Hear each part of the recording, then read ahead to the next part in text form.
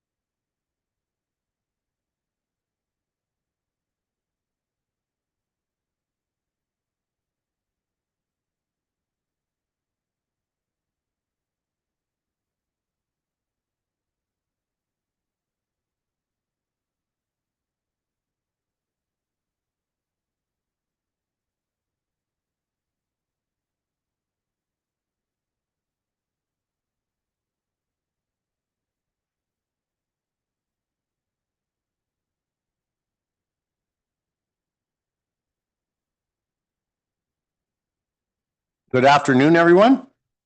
I would like to call to order the Committee of the Whole meeting for November the 17th, 2025.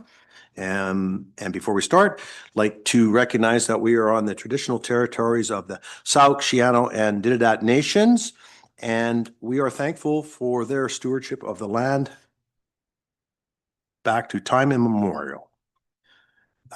Seek an approval of the agenda. So moved by Councillor St. Pierre. We only need one motion today because we're in committee of the whole. All those in favor? That's carried unanimously. 3.1, the approval of the agenda was done. Delegations, number 4, we'll move. I don't see any minutes. Is that okay? Approval of any minutes? No, we don't have any. Okay, that's good. Delegations, 4.1, the Rising Economy 2030 and the Possibility Charter. Presentation by Aaron Stone, Chief Executive Officer, and Dallas Gislason, Executive Director from South Island Prosperity Partnership. So. Hello, Chair Pearson and committee, I guess today. I was wondering if I could make a request to extend our delegation to 10 minutes. Is any so moved by Councillor Bateman, and all those in favor? Carried unanimously. Great, thank you. Thank you. I will start right away because I'm trying to pack 24 slides into 10 minutes. So please bear with me and happy to answer any questions at the close of the presentation.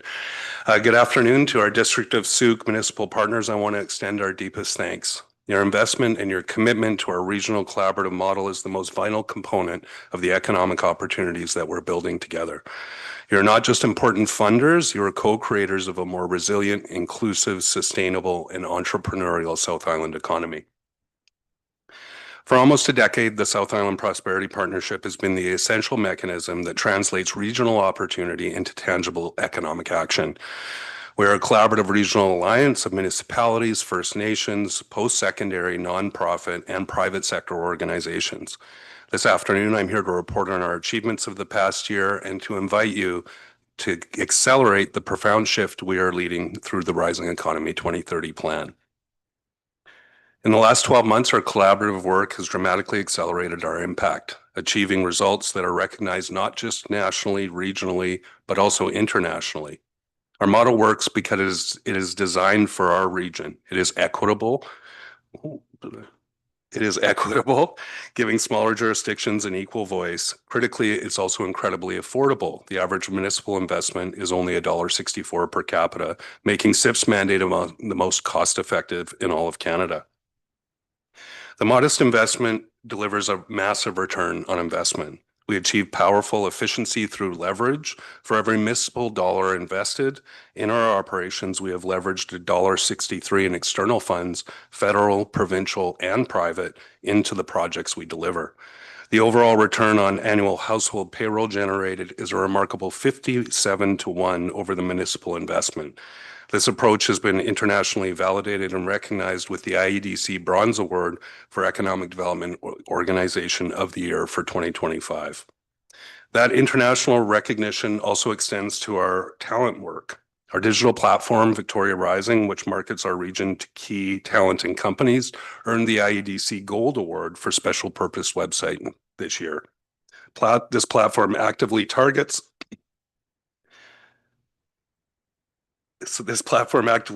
and attracts the essential workers we need in our region in everything from healthcare to the ocean economy and all critical sectors in between.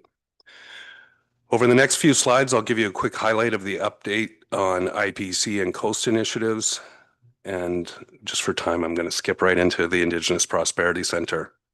Our economic reconciliation efforts are focused through the Indigenous Prosperity Center, which ensures economic growth is Indigenous-led and values-driven. We have successfully raised over $1 million to investment into this work to date. The IPC is driving action now, actively engaging over 200 youth and 130 entrepreneurs annually, preparing for the second annual youth conference in 2026, and developing a municipal Indigenous procurement workshop for local government that will guide Indigenous procurement opportunities across the region. Our South Island Indigenous Business Directory has just reached 120 members and continues to grow. Shifting to the blue economy, we're establishing ocean leadership globally through the Coast Center for Ocean Applied Sustainable Technologies. Coast is accelerating climate-focused ocean technology and innovation, leveraging over $2 million from the BC Ice Fund and over $3 million from Pacifican. We have another program launch coming up next year to grow it even further. The slide highlights the strategic growth of Coast. Recently opened the Coast Hub in downtown Victoria as the home for innovation. Also launched Blue Pathways in September, a Coast initiative that provides curated training and career pathways in high demand areas like renewable energy and data AI for the blue economy. The Coast model is a comprehensive ecosystem builder focusing on 4 pillars of outreach, training, investment, and facility development. Current project initiatives include planning the BC Marine Energy and Decarbonization Hub, which should be announced soon, and Autonomous Vessels Hub, among others. These gold standard results and the major funding we've leveraged are the momentum we've generated. But as this slide reminds us, we are at a critical time of structural challenges, including over-reliance on the public sector and a high cost driving young people away. It is time to reset the story of who we are. The Rising Economy Task Force identified core structural issues we must address, including persistent affordability challenges, stagnating productivity, and the challenge of disjointed efforts in a shared regional economy. Our path forward is to build on the foundation of our strengths. As Dallas would say, build from what's strong, not what's wrong. Our highly skilled workforce, a stable economic base, and thriving technology centers, as well as a world-class quality of life that we all enjoy. Our future success is governed by the Rising Economy 2030 plan, our comprehensive 5-year strategy, 2026 through 2030. The plan is not a top-down document. It has been validated by a rigorous process that included the launch of the Rising Economy Task Force in March of 2025, extensive public surveys, public engagement, community and business leader engagement, and the task force report launched in September, with the strategy launched just over a month ago in October. This work has led us to a renewed mission, CIP being a collaborative regional alliance driving future economic opportunities for Greater Victoria. We implement projects that steer the region toward our 4 strategic RISE goals, and you can see them on the slide there. Our vision is to build a region where innovators and entrepreneurs thrive alongside local shopkeepers, where Indigenous and non-Indigenous people co-create prosperity, and where young people can build their futures here. The RISE economy is our strategic outcomes, a resilient, inclusive, sustainable, and entrepreneurial region. But a plan is just paper without the collective spirit to back it. And this is where the Possibility Charter comes in. A region-wide declaration that hope is fundamental to strategy. We're collectively flipping the script, shifting the regional narrative from complacency to one defined by hope and entrepreneurship. And I do have a quick video, and I think I'll get it in time. The charter is a community-driven pledge that asks all leaders, including yourselves, to commit to building a greater Victorian South Island where young people are welcomed, where risk takers are celebrated, and where collaboration is the default. The Rising Economy 2030 plan gives us the how. The Possibility Charter gives us the why. And I'll run a short video here to close.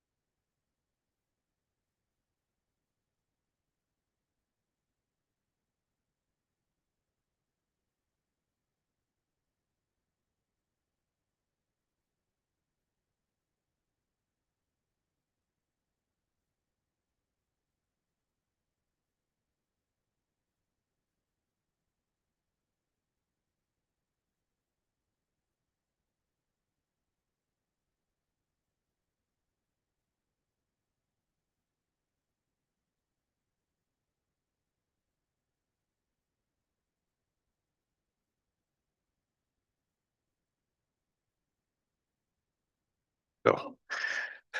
Looking ahead, our mission is clear. We want to activate the 2030 plan and expand the charter's influence, scale up coast, and drive deeper Indigenous economic inclusion. To our municipal partners, our regional alliance, fueled by your collaboration and your highly efficient investment, is not just working, it is leading nationally and recognized globally. We ask for your continued partnership to keep the momentum going and help achieve the shared prosperity that the South Island is capable of. Thank you, and happy to take your questions. And you had 28 seconds to spare. I saw that. Well, and I'll open it up to questions from council, but I want to say thank you for your presentation. But more importantly, I think thank you for your work that's been going on since the creation of South Island Prosperity Project. It's, under your leadership, and I know it's a team, but it's progressing. And, when we invest in things, we want to see that progression, and it's clear and it's evident in your presentation today, but also what else is going on around our community. So thank you for that. I'll turn it over to council for questions. Anybody have questions? No. Jeff.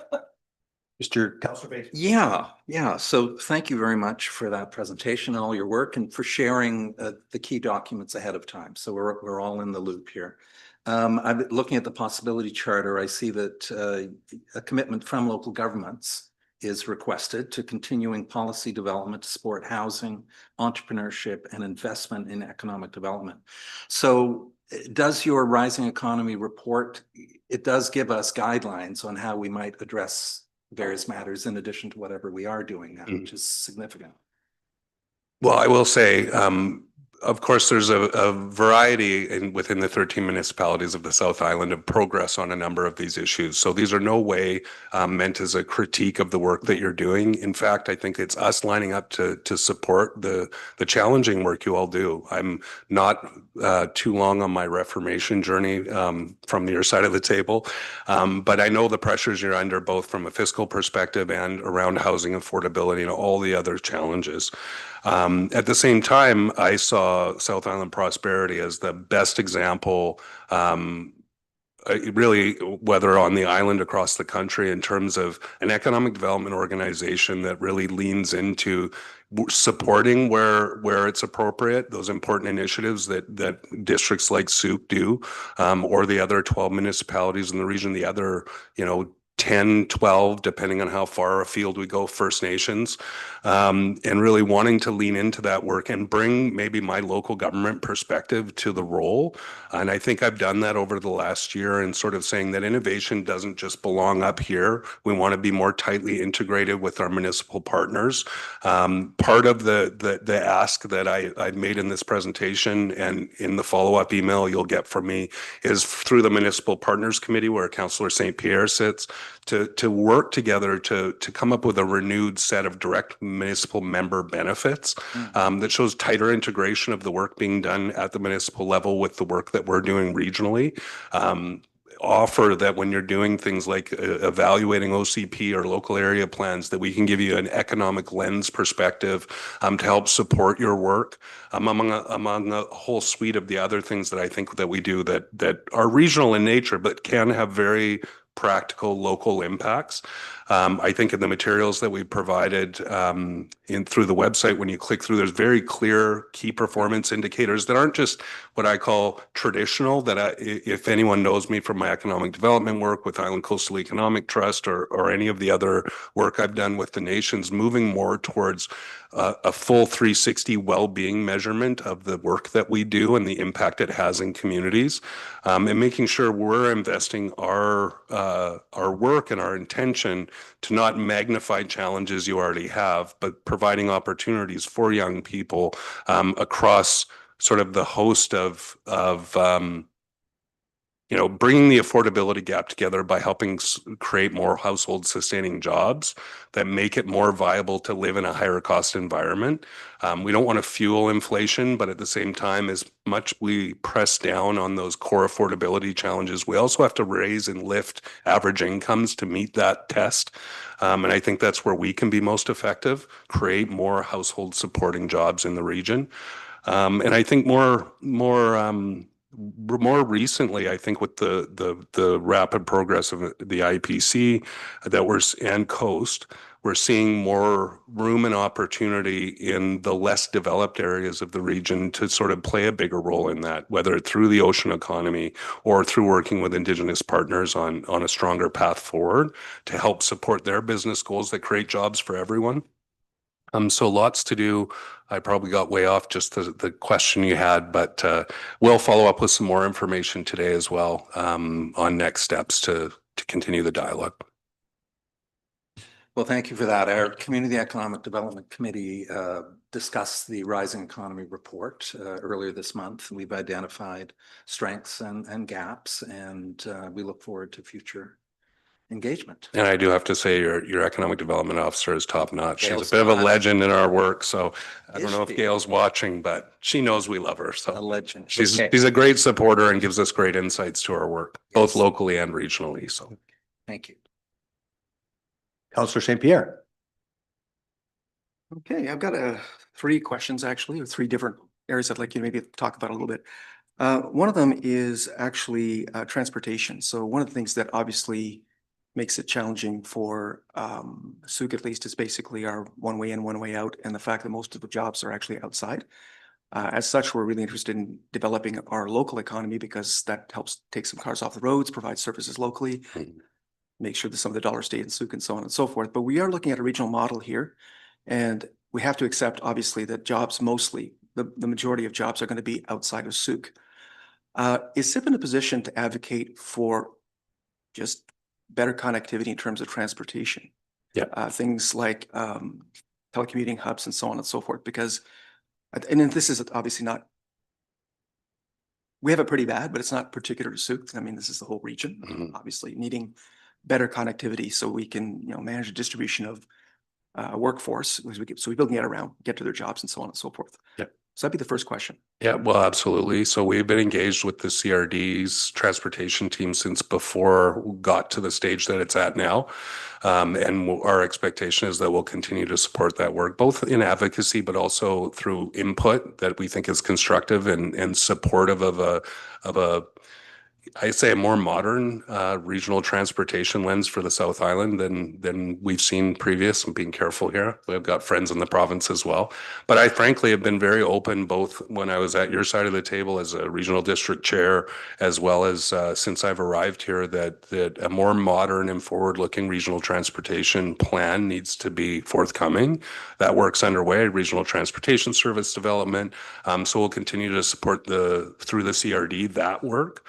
As well as advocacy to all levels of government. I don't want to speak out of turn, but I know a number of the nations out the West Shore have ongoing dialogue with the federal and provincial government around transportation options to, again, sort of reduce some of the pinch points, if you will. Conversation we had at View Royal. We were late almost to that meeting because of an accident at that confluence zone. So a big supporter and advocate for regional transportation through my entire life. My three favorite things are economic development, community planning, and regional transportation, and how they all work together. So absolutely a top advocacy priority for us as an organization, and supporting the work of the CRD on improving things. Okay, good to hear that because we certainly need lots of it. I'm curious also about in terms of Sooke, like we've got the destination, not sorry, the larger plan in terms of what is it, traveling the basin and the big Destination Canada tourism thing working cross border. Mhm. One of the pieces that was very interesting, and especially in terms of the work that Coast is doing, is some sort of ocean center in Sooke to basically match with an existing center in the US. I'm curious as to what we can do to act like as local government, as electeds, what can we do in terms of encouraging that, in terms of helping that make that a reality? So our expression of interest actually went into Pacifican as really the keystone funding partner of the next phase for Coast and IPC on Friday. That plan has a scalable sort of investment of $10 to $30 million that includes what you've just brought up, as well as a number of other initiatives along the BC coast. So another sort of tie-in. So you also mentioned kind of like the destination development tourism piece. IPC's and us globally as an organization are working on the Juan de Fuca corridor project and want to support Gail in her work in that area as well. So I think it's too early to say really in this fiscal environment how much funding we're going to be able to get for expansion in the next phase of Coast over the next 3 to 5 years. If we get full support and build out and we can bring the industry money, which has gotten tighter over the last 12 months with other economic concerns, to match the federal and provincial dollars, you'll see a lot of facility development in the next phases. Which will include cooperative relationships with Coast Guard and military, but also throughout the region. So I can't make any concrete commitments because we don't have the funding assured, but those asks are in. We expect to hear about them before the end of this fiscal year, so before the end of March, which will really inform kind of like timing. If we don't get the funding this round, we'll keep pushing for it.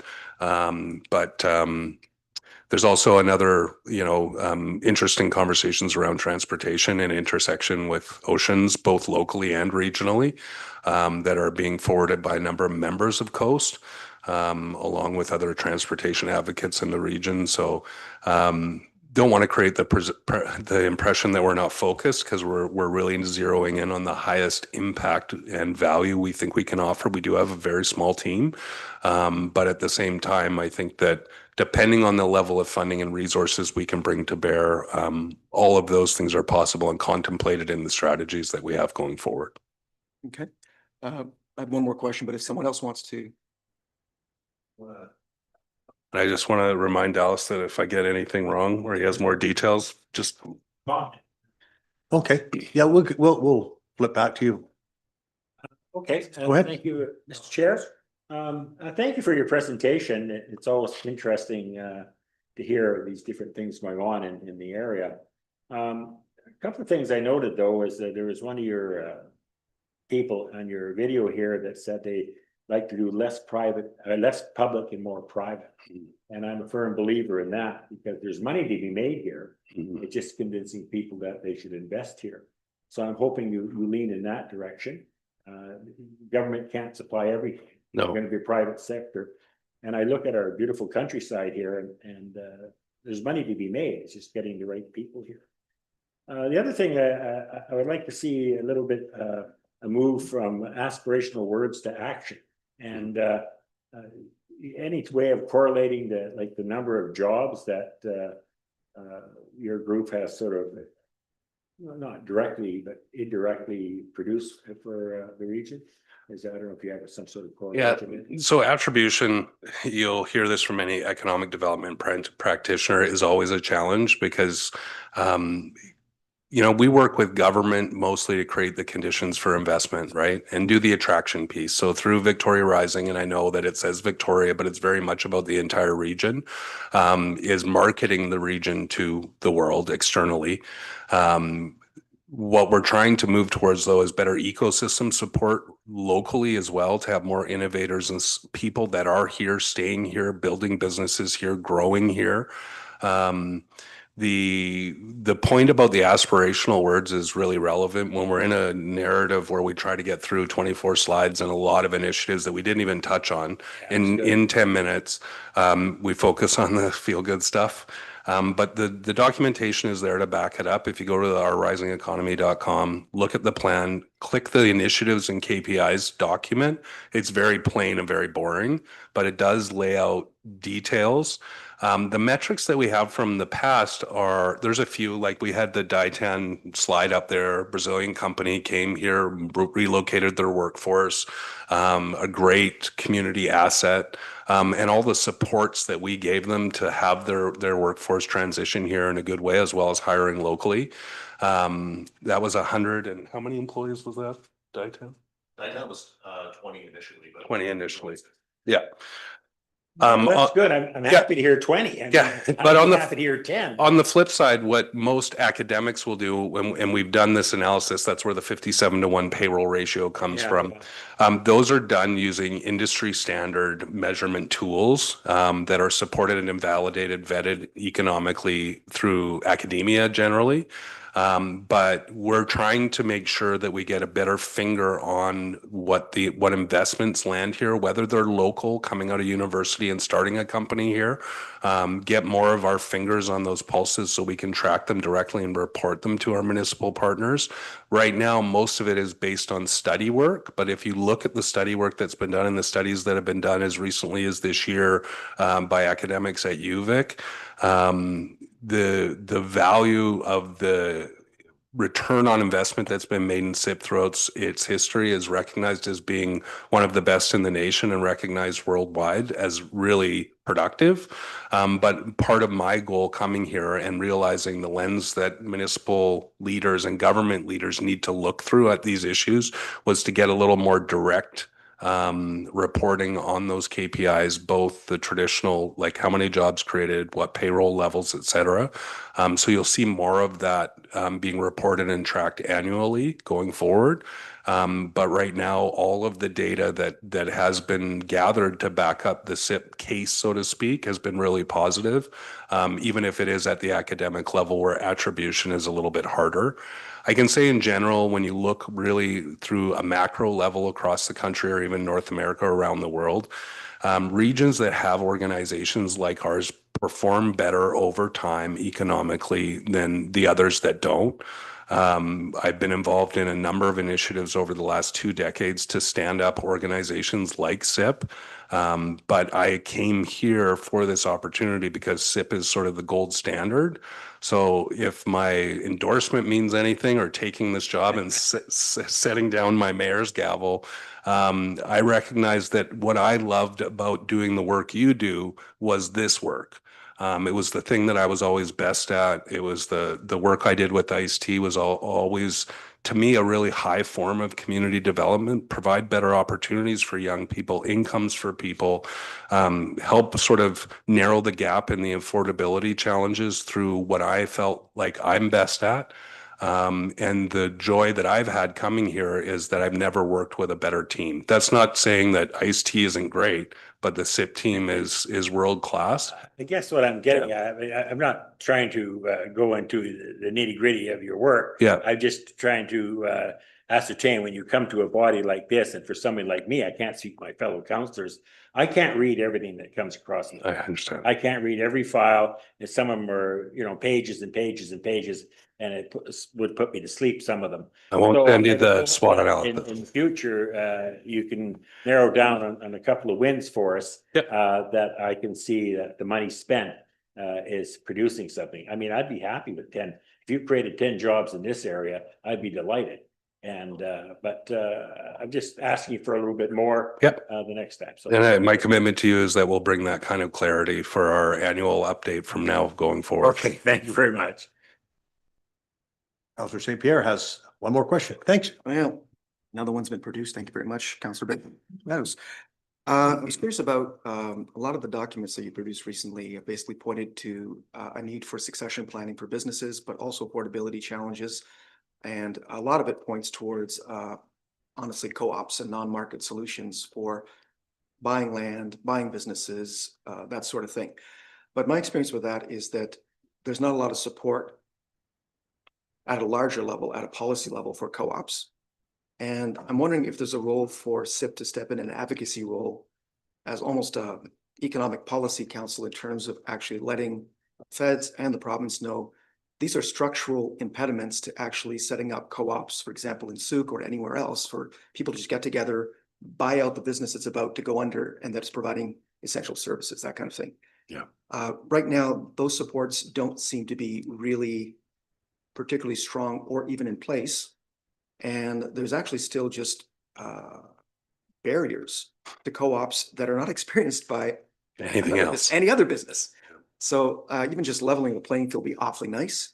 But do you see a role for SIP in terms of maybe advocating and letting the province and the feds know this is what we kind of need?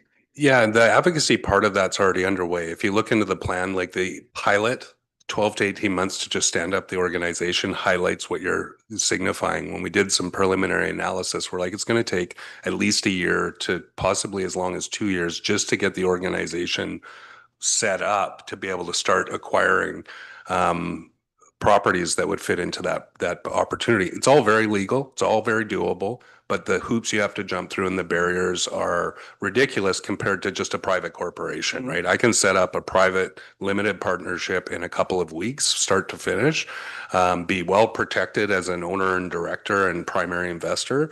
If I want to set up something that benefits community over individual shareholders, it becomes really complicated. Again, like I said, doable, but lengthy process. With those kinds of things, there's always going to be the extra layer of things like governance and stuff like that you need to set up outside of a private corporation. But the advocacy is already well underway. I think part of the advocacy, from my perspective, started when I was on the other side of these tables. But absolutely identifying the pinch points will zero in on specific items we can address through advocacy that will hopefully improve it for the next wave of people looking to do this. So the community wealth building sort of module of our plan is, I call it a long tail initiative. It's going to take some time to set up. We're probably only going to be able to get 1 or 2 acquisitions done in the next 3 to 5 years. But it's proof of concept that I think will be most inspiring, and identifying and advocating to remove those pinch points that will be effective for other groups like us to say, let's take on a project like this. Perfect. Just a couple of comments then. I'd like to comment on the focus and the theme of hope. First of all, I think that's actually perfect. I think it's desperately needed. There's way too much of the opposite. And in terms of actually wanting people to invest and actually wanting to keep working and just not fall into repression, I think that's really important. So I appreciate your focus on that element, and I appreciate the work on attracting doctors. Yeah. So that's been very effective, and that's I know I'm long-winded because I really love this stuff, but the hope thing is exactly, it's meant to be a counterbalance. I see all the challenges and the struggles. We could sit here and exchange stories all night long about it, or all afternoon into the night. But somebody has to be a brighter light in those dialogues. Doesn't mean that we're Pollyanna or avoiding the critical challenges we face, but we believe that through an opportunity focus, positivity, hope, bringing people together, like rallying people together. And I do need to be clear, like the possibility charter, that video and stuff like that was really done by repurposing assets that we were getting funded by CanExport to develop for external facing, right? For people outside the region to attract them here, and said, well, we can leverage and reuse this content to say, hey, there's a lot of movers and shakers here. There's a place for young people. Engage with organizations like ours, and we'll try and smooth that path for them. So we're absolutely about contributing to shared prosperity, and that doesn't mean just economically, but addressing challenges through a more positive opportunity focused narrative for the region. Yeah, and I appreciate I feel like it's an appreciative inquiry lens where you're actually looking at strengths and building on strengths. You don't put your weaknesses on your resume. That's not what gets you the job. Yeah, So well done. thank you. Councillor Bateman has. Yeah, just a couple, just one for you and then one for staff. And this relates to next week's event, this local leadership forum. I've got your reports from 2023 and 2024. What do you plan to do next week? I'm going to activate all of it, and you're going to be one of our new champions. Hopefully, An Jeff. existing champion. How do Yes. I become a new champion? Well, basically what we've done is to try and really track back all the way to last year's event. So the What Was Said report really was to highlight sort of the shared challenges and opportunities in the region, but also the differences, right? And look at what we could build on for this process we've been in the last 12 months. Through the task force and everything, what we want to do, what we're bringing forward this year is we're going to break the day up by some stories of possibility, people in the region that have worked with our organization over the last 10 years and had great success here. It's a bit of an Inspirato thing, right? In between that, though, we're taking elements of, sorry, that's a Tenacious D reference. I like that. I thought that was an Eagles reference. That's Desperado. Inspirato. It comes from the soul.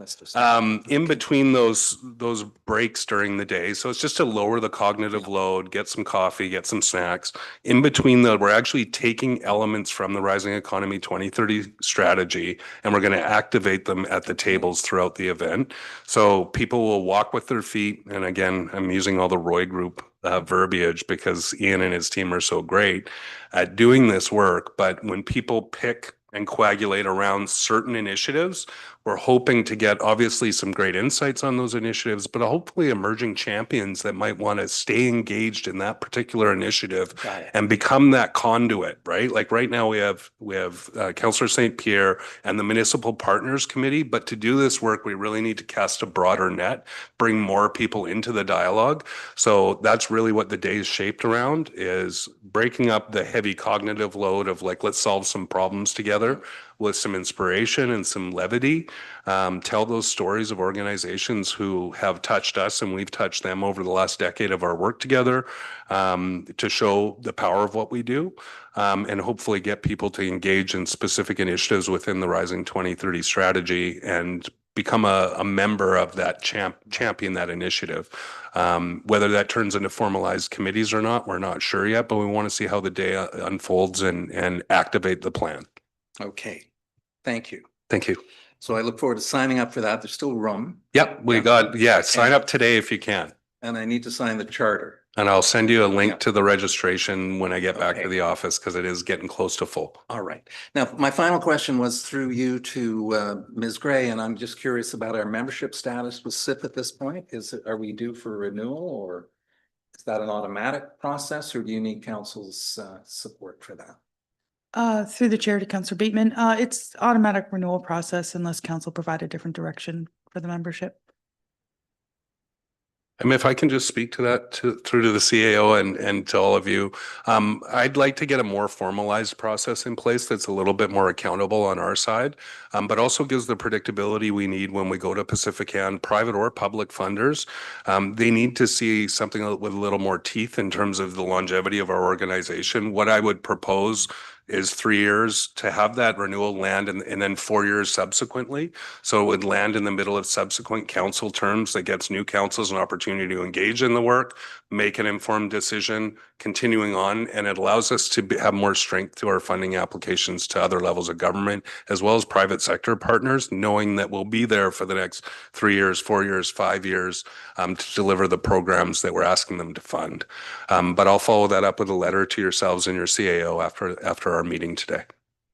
So the next council, 2027, can anticipate. Yes, okay. Good. And good questions from around the table. A couple myself, Mr. Stone. I really like the word holding space for discussion. I like that was in there. And again, it's that making a cognizant effort to actually have these discussions through our Economic Development Committee or through Committee of the Whole. But again, bringing that awareness. So good words. They're aspirational, but they are important. It's about making time to make this a success across our region, because I really think the fundamental roots that you've planted are really, really there. So, so my first question is, SIP, and this is maybe a little tactical, but SIP, do you develop a catalog of potential investors, retail, industrial, and First Nations, and try to match them up with municipalities and Indigenous nations? Do you get that low in the weeds? We haven't in the past, but we actually have an application into PSPC around like an Indigenous business match program, where we bring non-Indigenous, Indigenous business leaders together to try and kind of generate transactions more than just connections, to be able to sort of facilitate dialogues across the region between Indigenous and non-Indigenous business groups, to see if we can firm up relationships to help make more transactions happen. So to date, we haven't done anything like that, but we're probably delving more into the weeds this next phase than we have previously. Dallas can speak more eloquently about the program in Saskatchewan, but it's an economic development strategy that's really transaction based, bringing the opportunities, the providers together with export opportunities, for example. And in this new world that we're living in, export development, we have another application in around small scale manufacturing productivity in the region, which actually has a pretty good foothold here, that would lead to new export market development and transaction focused relationship development, as well as sort of bolstering the innovation pipeline that's already here, so that when makers and innovators come out of university with really bright ideas around ocean technology, that there are builders here that can help them prototype those. We're never going to be a manufacturing powerhouse, so at scale for big markets, but we have a lot of really strong, innovative, small scale manufacturers here that we can help augment their productivity, which is a big Canadian conversation around sort of bigger economic factors, help juice their export potential, and then backfill also small scale prototyping capacity in the region. So definitely very much on our mind, but not something we've really done actively in the past, but absolutely willing to consider it as part of our go forward. Yep. Thank you. And that's a great answer. And then my second question, I have one more. How do you develop leverage between institutional education or higher, like the universities, the colleges? Is SIP, are they able to leverage their position in the community They do. in all the institutions? I would say of all of our membership, the higher learning post-secondary is the most active in putting us in places where we can do good work. Right. So like the marine decarbonization, that's a partnership project with UVic. Their innovation pipeline coming out of the universities. On the trade side through Camosun, they have like sort of the applied engineering and trades tactics that we need in the region. So they all sit on our board. The shift in international students and the sort of upsets caused has also caused the identification of new opportunities for all the post-secondary organizations in the region. But absolutely, probably our most active members and leadership at our board is from post-secondary institutions, and the golden chalice we're all trying to capitalize on is how do we take the IP and the innovation coming out of those higher learning institutions and turn it into locally grounded foundational new opportunities that line up with our values, because our values are around sustainability and inclusion and Indigenous leadership. So how do we activate those values economically? So not just serving the core KPIs of job creation stuff, but create jobs that feel good and align with our values. And I think we're on a really good path there. It's not, you can't express it in a plan like that, but from my perspective, it's the kind of the thing that gets you out of bed in the morning is being able to live your values and still do something that you really think has economic chops in the long run as well. And it's where the world is going. We're going to have these ebbs and flows of the tides of around sustainability, around climate, but our region seems one of the most dedicated on the path of sustainable environmentalism. The intersection with the economy is really strong, and you bring the Indigenous leadership piece into that conversation, and you have all of the elements here to be a world leader. Maybe in the next plan, I'll be bold enough to say world leader in that kind of values-aligned economic development, but that's the path we're on, and the universities are helping lead with that. Excellent. And your board then and your committee is the gate valve to making sure that you're hitting all those values one at a time and being that check valve. No, that's excellent. Great answer. And then my last question, and maybe I don't know if you want to answer this or not. Does SIP currently, do you evaluate ease of business from partnerships, municipalities, Indigenous nations, governments? Do you delve into that? We do, like in the task force report, I think to our detriment in a couple of cases, we were very plain spoken about the challenges. I will say some of the challenges that I experienced in this region are not unique to the region. I know we have 13 municipalities, depending on how far you go, 9 to over a dozen First Nations, a lot of jurisdictions to please. I'm on presentation 4 of 13 over the next month or so. But at the same time, these are shared challenges that you see whether you're in Cowichan or the interior of BC. We have people consulting with us from Kelowna on how do we do what you do in the Okanagan, and they're struggling, right? So serving many masters is always going to be tough.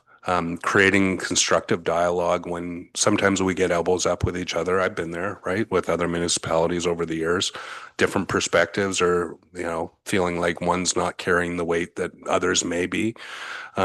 But my job is to just cut through that and try and bring us together around the things that we can share and find commonality on, to where the efforts are best spent, and try and avoid some of the pratfalls of wedge issues, if you will. But I would say the biggest challenge that I see for me in this region and getting the work done is that sort of disjointed efforts in a regional economy. It's a top flagged thing. And that doesn't mean that like you guys have a great team. I would say, and I'm not trying to pump your tires here, but working with Gail in your organization, and especially considering that you're kind of out here, right? Relative to the core, is one of the most sort of collaborative relationships that we have. To me, it's just human nature. That means that we spend more time making sure that the work we do will have value here, right? I think if everybody took the same kind of attitude towards this work, and like Councillor St. Pierre gives really strong constructive feedback, but it's always constructive criticism, if you will, when necessary, or questions that are probing and curious.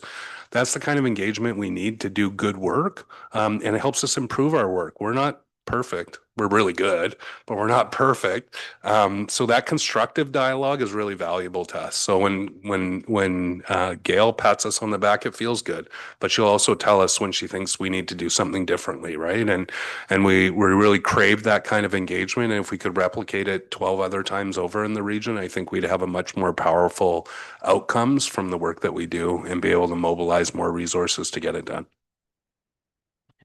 And it goes right back to that holding space, but with Gail, we're creating space for that discussion. So no, good answers and thank you.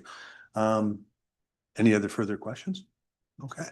So thank you for your presentation today and thank you for the work you're doing because it's important and it's certainly important to us as a community to, go and down there the is road still of- room. I'll send you a follow-up email with the link to the register for the local leadership forum. Please come. Even if it doesn't meet your expectations, we want that feedback. But that's been a really unique thing that SIP does that you don't see other economic development organizations lean into. And it is that dialogue with all of you leading that conversation. And then we bring the people we think can add the color and contrast needed to find solutions. So hopefully you can join us, as many of you as possible. And I won't send you the 80-page SWOT analysis or 90 pages, 90 something pages. Just keep it to the digested version because I know how much stuff you guys have to read. So thank you very much. Thank you. And thanks to your staff as well. Thank you. Thanks. Ask council, is there any motions you'd like to make arising from that? Okay. The possibility charter, what do we want to do with that?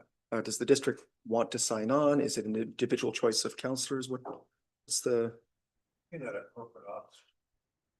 What's our protocol on something like that? Over to you, corporate officer. Yeah, respectfully, staff maybe don't fully are apprised of Okay, what. so I'll follow up with an email, but the possibility charter is there for people. If the organization, it should be a motion of council, of course, with all of council present probably, just to make sure you guys want to do that. So we do welcome the districts to the municipalities to sign on as a municipality, or individuals who want to be part of it to sign on as individuals without, Councillor St. Pierre, but Tony St. Pierre. Got it. Thank you. Thank you. Thank you. To our corporate officer.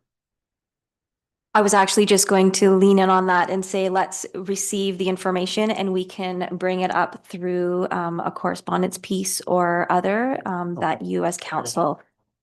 Yes, but we would want council to bring it through so that if we did want to pass a motion, we could do it there.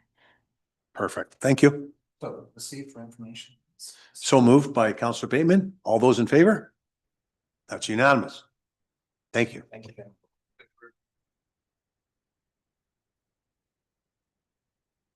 Next on the agenda is public question and comment period. Any members of the public who wish to speak today? I'll ask one more time. Any members of the public wish to speak today? Seeing none, I will consider the matter closed. Next, 6.1, Parks and Trails Master Plan Midpoint Review. And I expect a presentation, I think. Perfect, thank you. Through the chair to council, we're pleased to present the midpoint review of the Transportation Master Plan and the Parks and Trail Master Plan. Two key documents that continue to guide how we move through, connect with, and enjoy our community. We'll begin with a verbal update highlighting key progress on each plan. Since adoption in 2020, we've advanced numerous priority initiatives, improving road safety, active transportation routes, trail connectivity, and parks amenities. Looking ahead, we'll focus on completing identified network gaps, advancing design-ready projects, and continuing to align implementation with available funding and community needs. Following both overviews, we're excited to introduce a new digital story map launching alongside the district's new website later this month. This interactive tool will allow residents to discover how the district is shaping a more connected community through thoughtful investments in transportation, parks, and trails. It provides geospatial awareness of projects, includes photos of completed and ongoing works, helping people see how our plans are coming to life and how life is being brought to every route. The story map captures the connectivity, how we move, reflects the living nature of these plans, and enhances public understanding through a more visual, engaging format. With that, our manager at Parks and Environmental Service and Facilities, Ms. Taylor, is going to present the Parks and Trail Master Plan Midpoint Review, and followed by Mr. Stevens, our lead engineering technologist, acting as a manager of engineering right now. We'll be delivering our TMP Midpoint Review. And then it will conclude with Mr. Bate, our GIS head, delivering our story map presentation.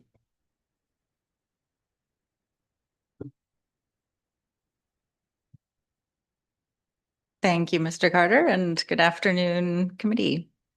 The PTMP was endorsed along with the Transportation Master Plan in 2020, allowing for synchronization of capital investment plans and policies towards achieving community connectivity. The plans were informed by extensive stakeholder and public input and are intended to guide our development work plan priorities over a 10-year timeline. The PTMP establishes the vision and goals for the future of parks and trails in Sooke to be used as a guide for future investment and action. The vision, goals, context, and trends that inform the plan are still relevant today. The plan also sets out a path towards achieving the vision through short, medium, and long-term initiatives. Appendix 1 to the report provides a status update for each action item, and I'll provide an overview of each section today. So for trails, the plan establishes a trail type framework and includes proposed trail routes and trailhead locations. Ongoing progress has been made towards the action items relating to planning for trail connectivity, coordinating with other jurisdictions, and advancing implementation of new trails. Additional work to create trail construction standards and guidelines for trail amenities is still needed to establish a consistent character for trails across the system. For parkland, the plan establishes a park classification system and generally identifies where new parkland acquisition is desired. The key action completed with respect to parkland is the naming of municipal assets and infrastructure policy. As parks and trails are acquired, they will be brought to council for classifying and naming as per the policy. A parkland acquisition policy has been initiated that will further refine the objectives of the PTMP. Moving on to the amenities actions. The plan outlines desired park amenities such as playgrounds, playfields, dog parks, and public art. Work is ongoing towards improving park and trail amenities, such as implementing the asset management plan to replace playground infrastructure over time, as well as to incorporate arts and culture in our public spaces. With respect to food security, the district supports this action through operation of the Sun River Community Garden and Orchard, as one example. For water accesses are identified in the plan as opportunities for public use. Staff manage existing developed water accesses to maximize public use, and when opportunities arise, look to secure new accesses through development or road dedications.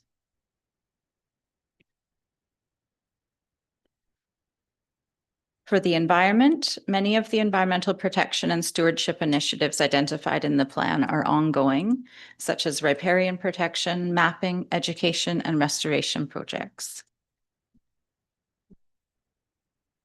And finally, on to the status of capital projects. This is the most extensive portion of the plan and the actions.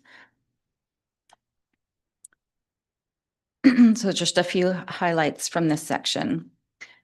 Standards for urban trails, landscaping, and irrigation are included in our new subdivision and development servicing bylaw 925 that addresses in part action 4.6. A sign strategy has been initiated as identified in actions 4.5 and 5.5.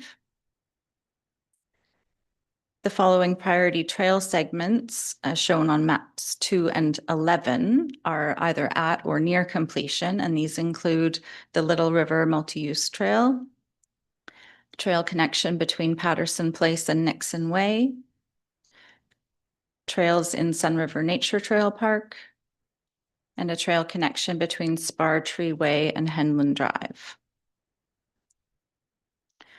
To complement the trails, we have trailhead improvements identified in actions 4.8 and 4.9. Completed to date include trailhead at West Trail Court, Clarkston Place, and Sooke River Park. Further, we have the Carter Navarrete Dog Park completed in 2022, offering an off-leash dog area within Ponds Park corridor. We have the completion of Ravens Ridge Park improvements this year, including the lacrosse and multi-use sports court, parking, landscaping, and multi-use games area. We have new stairs at Kane's Family Park and Bluff Park, installed as per action 7.7. And that summarizes the key achievements in terms of the actions included in the plan. I will note that the plan acknowledges the multi-jurisdictional nature of the park and trail system in Sooke. However, staff are proposing minor housekeeping amendments to remove capital projects that are not within the district's purview. These include the trail within the CRD's Demamule Creek Golf Course and the spray park at Sea Park noted in actions 4.81B and 6.14A. These are viewed as initiatives led by the CRD's jurisdiction rather than the district's. Although we would continue to be supportive and work with multi-jurisdictions as needed. The remaining incomplete actions in the PTMP will continue to guide the department's work plan over the next 5 years. A more fulsome review and update of the PTMP to reset the vision, goals, and priority actions for future should be considered near the end of the plan's 10-year time horizon. So in conclusion, staff recommend that the Committee of the Whole recommend that Council receive the PTMP midpoint review report for information, and that the minor housekeeping amendments outlined in Appendix 1 of the report be integrated into the PTMP. And I'm available for any questions. Thank you, Director of Parks. Any questions from council? Councillor St. Pierre.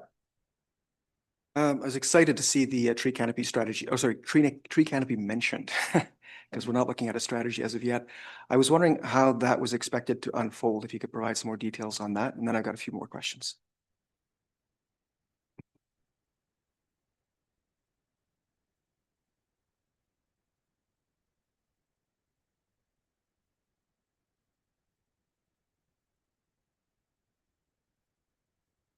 Certainly. In terms of the initiative related to the tree bylaw, there was, my understanding was a council direction to have staff conduct education regarding the urban tree canopy.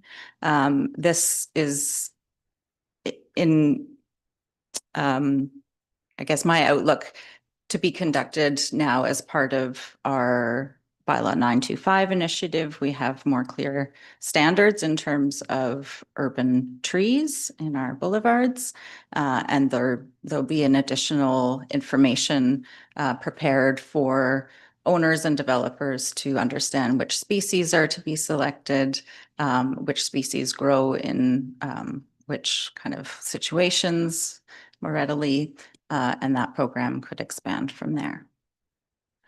A follow-up question on that? Yeah, go ahead.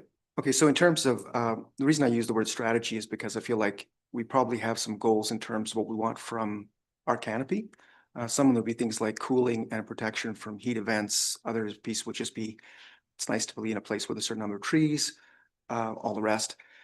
I was curious as to whether or not we actually have specific goals that are guiding, for example, either the placement, the varieties, the numbers, and so on and so forth. Because obviously, if you're going to get a cooling effect, you need a certain density of the canopy. You need to plan for a certain number, and so on and so forth. Do we have that kind of plan in place, or do we anticipate having that kind of a plan in place? So through the chair to Councillor St. Pierre, there's maybe two initiatives in the PTMP that are related but separate. So the urban forest strategy could be kind of that more comprehensive strategy that you might be referring to, and that work has not yet started. The tree bylaw initiative is what kind of morphed into like an urban tree education aspect. So Okay. I think what you're referring to would live better in the forest strategy work in the future. forest strategy work. Okay. I was curious about, and I don't know if this is actually in the next presentation or this one, but specifically in terms of how the trails and the Galloping Goose, which I know is CRD, are we looking at better connections to get from the Goose to Sooke? Because I know that in terms of ECDev and so on and so forth, right now trying to cross the bridge or getting from the Goose to Souk to actually spend money is actually a little challenging. So are there any, when would that sort of visioning maybe happen? Great question. Again, through the chair. So the Souk River Trail Crossing is identified as priority 2A in the Trail Capital Plan list. So it is kind of the first priority of the mid to long term initiatives. So I know some very preliminary work was done years ago on that project, but based on the list on page 16 of 99 in your package, that is that initiative. It is identified in the plan and could become something that comes more front and center on the work plan in the next 5 years. Excellent. I've got some more questions, but I'll ask one final one and then leave room. When do we expect to actually have a full refresh? This is a review of the PTMP. When do we expect the document essentially to need a refresh because we've knocked off enough of the stuff in it that we need to look at it again in a more robust way? Sure. Generally, the plan was adopted in 2020 and sets a 10-year time horizon. So in and around 2030, we'd be looking for council to direct kind of a redo of the plan and resetting the vision, the goals and objectives based on that context. Other Councillor Bateman. Yeah, thank you very much for the report. It was fun going back and looking again at that 2020 document. It's a thing of beauty. It has, it's ambitious, of course, as all master plans are. And I added it up. I think we've accomplished a complete or ongoing. There's 33 projects and there's about 50 that have not started yet, understandably, and that will require future council direction and budget availability. For example, that the bridge across the Souk River is a $2 million project according to the cost estimates of 2020. So on that question, when I look at those cost estimates in this plan and the transportation master plan, of course, costs are much higher in reality. So was there any thought given to reviewing those cost estimates and updating them for 2025? So we're through the chair to Councillor Bateman. I'll take this question. In relation to master plans, when they're developed, they're looked at, a lot of the estimates are developed from Plan View. They don't anticipate a lot of the grading challenges or other aspects that are considered in detailed design. When each of these projects comes forward, based on council's priority for us to engage further design on them, that's at the time when we can start looking at reviewing some of the costs that are associated with the TMP or PTMP sort of cost estimates. For the most part, some of them may be accurate if they're smaller projects. There's not many grade challenges and stuff like that. Where projects have substantial grade challenges, they're multi-jurisdictional. We won't know the bad of those until we actually engage some of the design work for them. So any of the projects within the PTMP or the TMP that we have design works for, that is an exercise that we can go through going through the next year or so to look at any minor amendments to these plans that could be basically posted as an amendment where the plan lies on the website, just to provide updates where we know the costs have changed significantly, and we will undertake those exercises. That's good. And do you know if contingency was included with these original estimates? Yeah, they would always have some form of contingency in there, but whether those estimates are 100% accurate or not, I would not rely on those. They're just a base point. Yeah, useful to have. Okay, so I see, Ms. Taylor, in your report, the service review for 2026, you have PTMP implementation. So I'm curious about what you might be implementing out of the PMT next year. I know there was the John Phillips Memorial Park Master Plan, and you have indicated that some work has been done on that. That was seen to be a priority by council. Is that on your radar? Through the chair, it absolutely is on the radar. The maybe broad brush implementation note in the presentation was partly due to this report being considered today and, just a potential reset. But also we have a number of projects that are underway. So we're looking at next year as a chance to do some policy work. We have the sign strategy, we have the land acquisition policy work, we have some housekeeping to do, and we have kind of this 5-year point of resetting the work plan for the rest of the PTMP. So we will be kind of reshuffling and kind of developing that outlook from here forward. And sorry, just to build on that a little bit, it's really important to sort of note and recognize that with a lot of these major capital projects, they are earmarked like for council. Hey, we're going out, we're tendering them out, we're constructing, and we have substantial completion by the end of the year.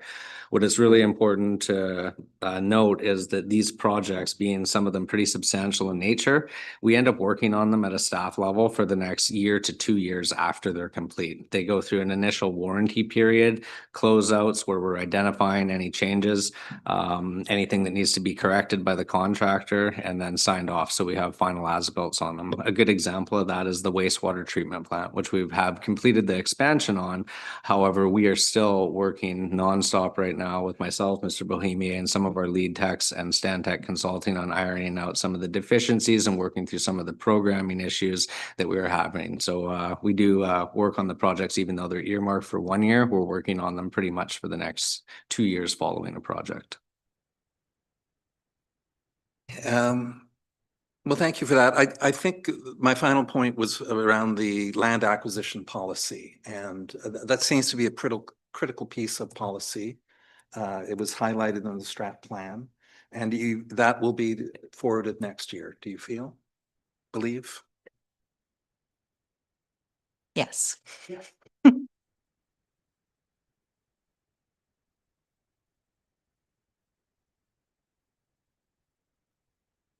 Councillor Beddoes, any questions?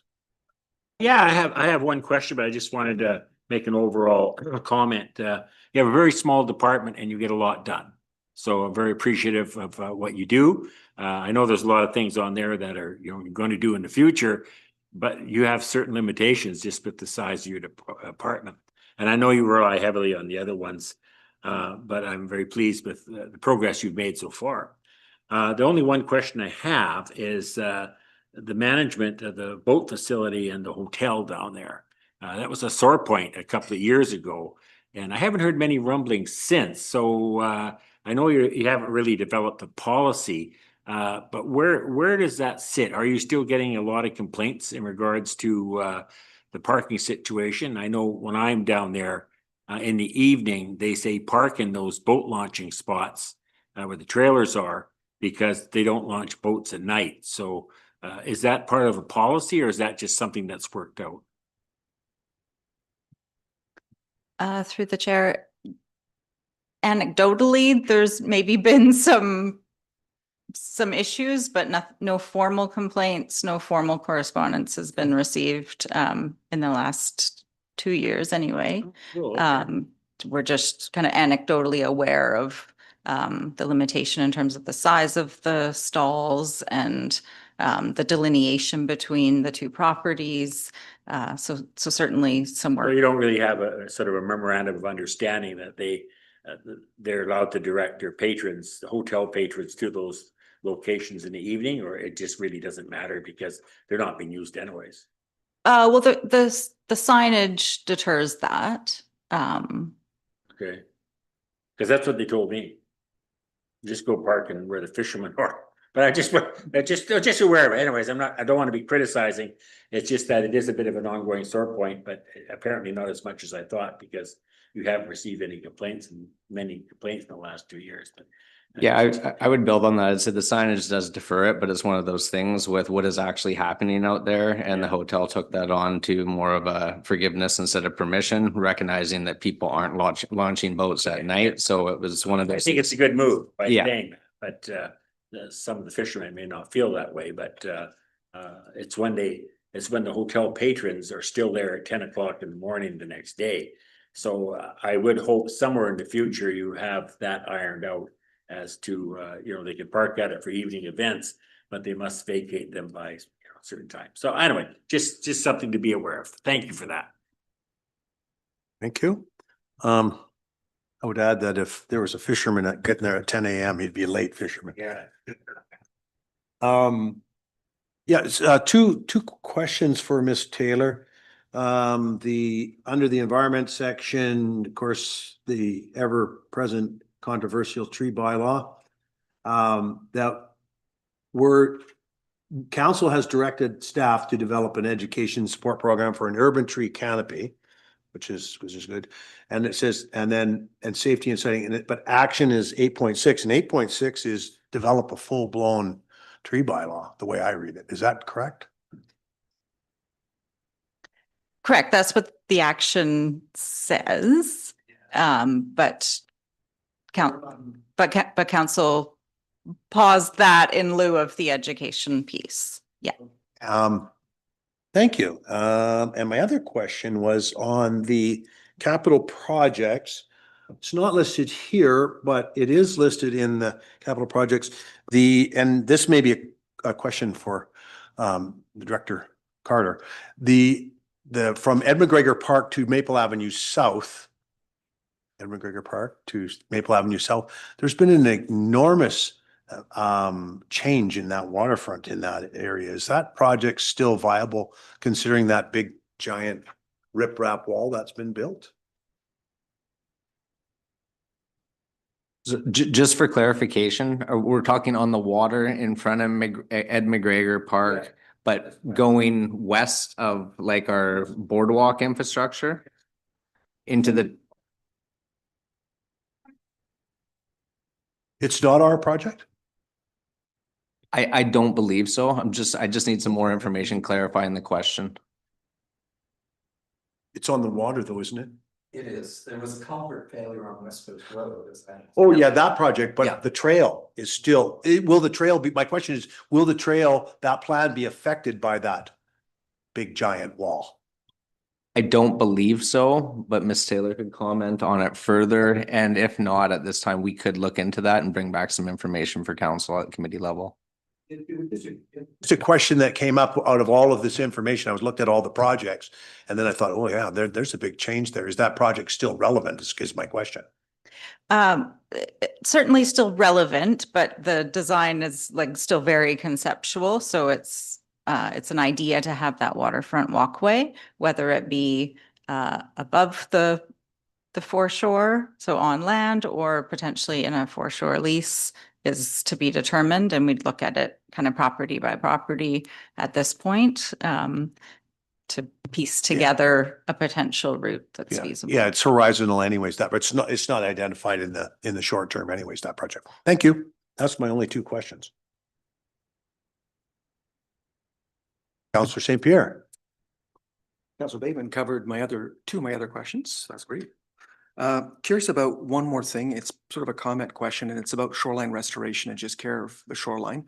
I know that the Cowichan Shoreline Restoration Project has done great work in terms of basically education, similar to a tree canopy strategy education.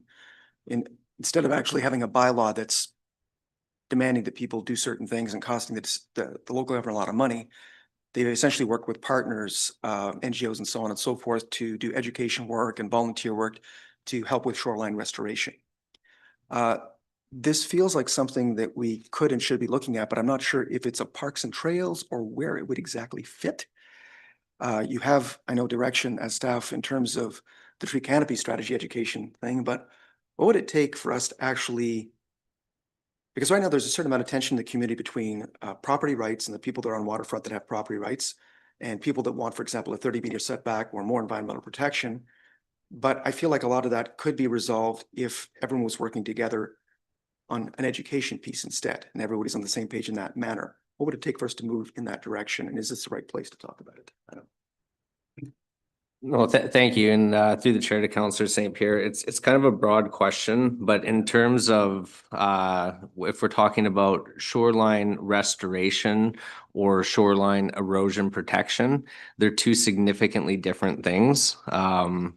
Restoration could be best practices, what's going to prolong the life of your shoreline and stuff. Where private properties own the shore, the district doesn't have any involvement in that unless the district has secured some land through a development to do that.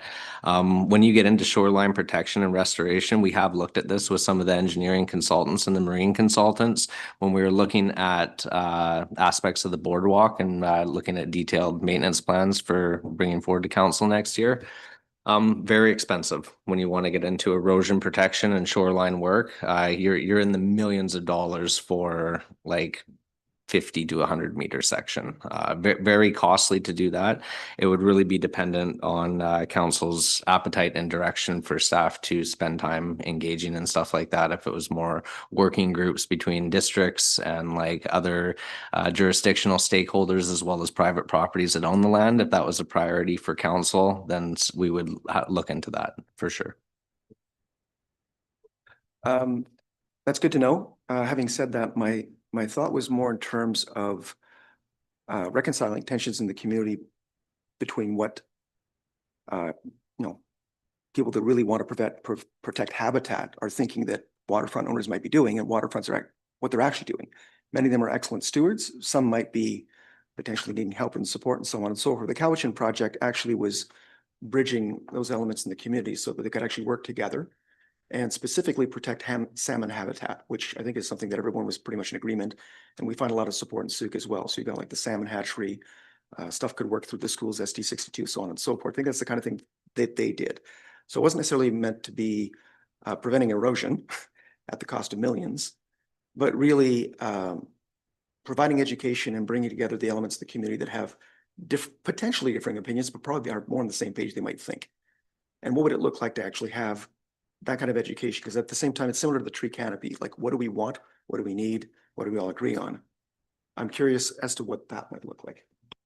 Unless Ms. Taylor has anything to add, I would say it would take a significant amount of staff time to look in and coordinate with all these groups and organizations and to roll out an education platform in regards to that. It would take a significant amount of staff time. If that was a priority of council, something definitely we could look into. But right now, that is not in our short-term plan to bring forward to council, but we can amend those plans accordingly if it's council's priority. Thank you. Councillor Bateman. Yeah. So I just, in the absence of Councillor Haldane, he has noted during our OCP discussions about the public's desire for waterfront access, right? And Appendix E in the plan has this list of waterfront access points with rights of way. I'm wondering, Ms. Taylor, whether you have identified any short-term easy wins among this list for opening up those waterfront accesses. This list is not prioritized, and each one has its own unique challenges.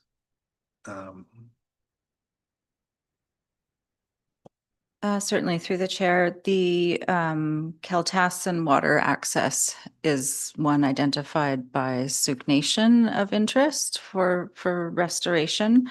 So some preliminary ideas are being bounced around about looking at that one.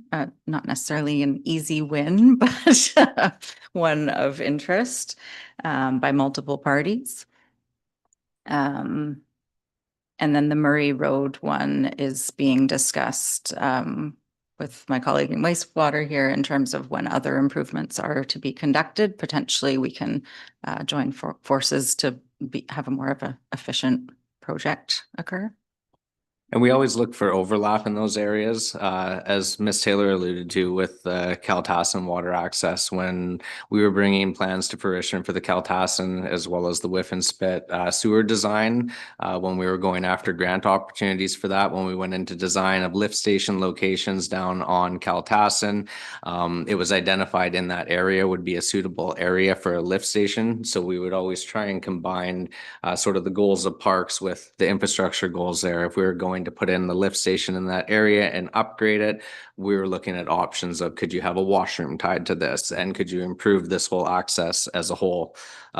Generally, Ms. Taylor has identified the Murray Road one as well, which again, we are looking for sort of coordination between any improvements we do to the town center infrastructure for wastewater and being able to link those projects into potentially some work economies of scale of getting done to improve those accesses or the parking in those access areas accordingly. Other than that, and it's all guided by the OCP, the district will or staff will always follow alignment with those plans and trying to secure or get improvements to road rights of way where those accesses go down to the water adjacent to developments, as well as securing access through properties that are developing on the water. And by no means taking away people's private enjoyment of their household and their water frontage, but it's when they're ready to make the decision to let go of their properties for development of townhouses, condos. The district always looking at securing those rights away and access down and the frontage on the water so that they can be enjoyed by the public and not just private development of a complex or like a townhouse or an apartment. And just on a related note, the map 11 has priority trails in the town center, and there's one in particular that runs from Caldwell over to Maple, past the cemetery. Now that piece of land is now on the market. I think it's an agricultural piece. How would the district ensure that that aspirational trail can be locked in? That would come, there wouldn't be a rezoning. I would have meant, well, agricultural. Go ahead. It would be a difficult one, and it would be more in alignment with whoever was purchasing the property, what their goals were, how that aligned with ALR expectations, and then if there was opportunity for staff to look at working with the new owner of the property as well as the ALR to see if there was an opportunity to secure the trail connection with what was being proposed on those lands. Is it worth contacting the realtor ahead of time with ensuring that he is aware or she is aware of the district's desires here? It's definitely something staff could do to undertake it, and then if they're or just to be aware of any plans that the new owner had for the land. It's always an inquiry we could make. For sure we could if council wanted to direct staff to do that. Okay, all right, thank you. But no more motions and you're at capacity. So thank you. So any other questions? I have two questions left, I think, hopefully for Ms. Taylor. Waterfront access inventory, and I see the immense list of things. Do we have a on the inventory, do we have a list of barriers to access there? Like, you know, it's come up numerous times over my times on council that, you know, that some accesses have been obstructed by, we won't know who, and I won't say, but they have been obstructed. And do we have a plan to communicate with people who have built inadvertently, you know, a garden shed or a garage or something in that access? Because we do have a significant amount of accesses to the water when you start looking at that inventory, and some of them are inaccessible because of infringement on public property. So what do we have in a plan for that? Certainly, great question. A couple of years ago, a auxiliary worker did an inventory of all of the water accesses and documented their condition. So were there encroachments? Is it high bank, low bank? You know, is it developed, undeveloped? So we do have that baseline inventory work completed. It might be slightly out of date now, but good work was done to inform trying to prioritize improvements. So as we kind of are ready to move to develop another water access point, we have to survey the boundaries and develop the plan and work with the property owners at that time. So I think that is Yeah, what the it sounds approach like would it be. requires council direction, that one. It would require council direction and in terms of like in an alignment with sort of license of occupation and in reference to the policy that just came forward to council, it was sort of not recommended to entertain license of occupations on any road rights of way or areas like that. Typical practice at a staff level, when we're aware of an encroachment, we would notify a property owner when we become aware of it that if it was impacting public, for sure, we would want them to remove it right away. If it wasn't impacting anything, there's options that we could sort of allow them a longer time frame to remove it if it'd been there for a while, if they wanted to provide insurance requirements. And then ultimately it would be something we would bring forward for council direction in terms of a decision if they want it removed right away, if it was actually impacting the public. Right. Yeah, I think there's definitely an opportunity for a softer approach on varying case by case, okay? And my last it's not a question, it's a comment. And I think that some of the, and it's been talked about around the table today, some of the angst that is in the community around the Parks and Trails Master Plan is, we've identified a aspirational trail around the harbor, and talking to people since the big discussion, and it has been boiled down to me is that there's two types of people that would be purchasing property. There's people who are purchasing property as SFD, single family, and then there's development potential. The risk or that some people are feeling is that the identification of that trail somewhat devalues their property. There's a feeling that it potentially devalues their property because there's a red line across the front of their property.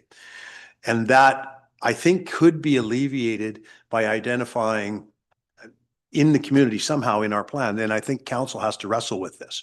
It's just a comment, is that if that was identified as aspirational and not solid, because if I bought a piece of property, me as an example, I buy a piece of property, I'm going to live there, I'm not going to do anything with it. That red line doesn't mean anything to me. However, if I'm a developer and I buy that property, well, then the red line, but the developer would be expecting that because they're normally in the game to say of development. So they would understand that potential. That's correct. It's just, it's circulating and percolating out there right now.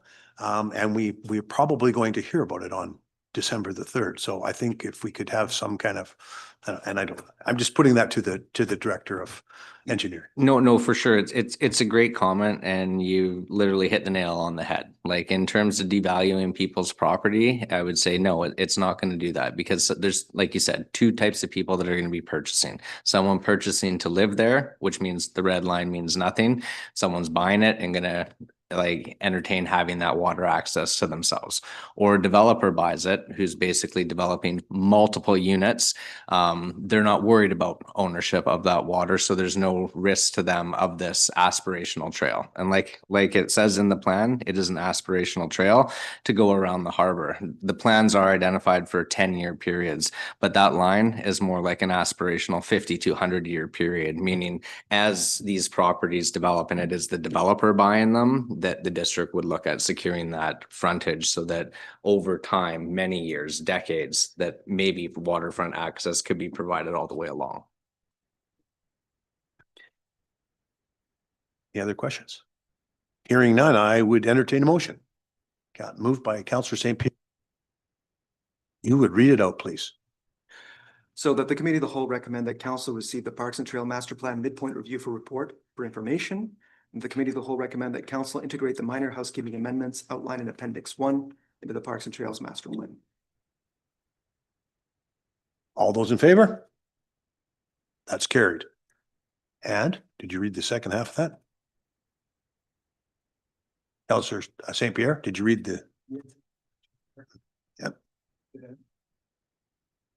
Okay, then we moved on. Okay.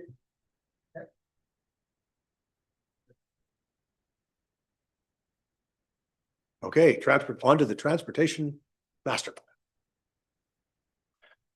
Thank you, Council. For everybody who doesn't know me, my name is Scott Stevens. I'm one of our lead engineering technologists. I'm the acting manager for engineering right now. So I'm here to present the Transportation Master Plan midpoint review to you all today. So the midpoint review is intended to provide a status update on the implementation of action items and capital projects for council's information, and essentially just to outline the progress that we've made in the plan to date. Along with the Parks and Trails Master Plan, the TMP, they were completed in synchronization to try and synchronize their capital investment plans, policy development plans, and our community connectivity. We held a number of stakeholder engagement opportunities throughout that process to allow for a great deal of public input on these plans and to ensure that it met the community's needs. And as Mrs. Taylor mentioned earlier, these plans are intended to be completed over approximately a 10-year timeline and then looked at again to redo and to relook at the goals and the vision and what the district is looking to achieve. Now, the Transportation Master Plan is set into vision and goals, which outline the ultimate vision of what we want to achieve. That included our multimodal options to create safe multimodal transportation options for residents, to improve connectivity within the district, which is a recurring theme of what we need to really prioritize. We're also looking to provide more sustainable transportation, working on minimizing greenhouse gases and environmental impacts. We're looking to preserve Souk's character and enhance our local economy and improve livelihood for Souk residents. We're also looking to provide balanced and equitable investments in Souk's transportation infrastructure and services, and work with our local partners, including BC Transit, the CRD, to enhance transportation conditions in conjunction with land development, capital projects, and other things happening throughout the district. These goals ultimately still align with the challenges that Souk is facing today, and are a good outlook for how we should be looking to achieve. Next, the Transportation Master Plan is split into basically a set of 5 distinct categories of transportation actions that we can really focus in on. Those are walking and rolling network, our cycling network, our public transportation network, complete streets and where we can put those and what those will look like, and how we integrate new mobility and integration into today's transportation network. Each of these sections outlines existing conditions, identifies key policies that we should be following for implementation, future network elements, future network plans for the district to strive to achieve in the short, medium, and long term. From these 5 distinct categories, we outline a number of action items that were provided as one of the appendices to the report. These identify key projects, timeframes, and potential collaboration partners that we can work with to achieve those goals. And these are, again, looked at for the short, medium, and long term. To date this year, we've completed a number of these, and a number of them are still ongoing. One of the major accomplishments this year was updating bylaw 404. We now have the new bylaw 925, which incorporates a number of transportation master plan initiatives, the new cross sections that were determined as part of this to ensure that we're achieving those complete street projects through not only our capital projects, but also through development upgrades to frontages, where we're ensuring that we're getting those ultimate build outs to our transportation network and our active transportation networks.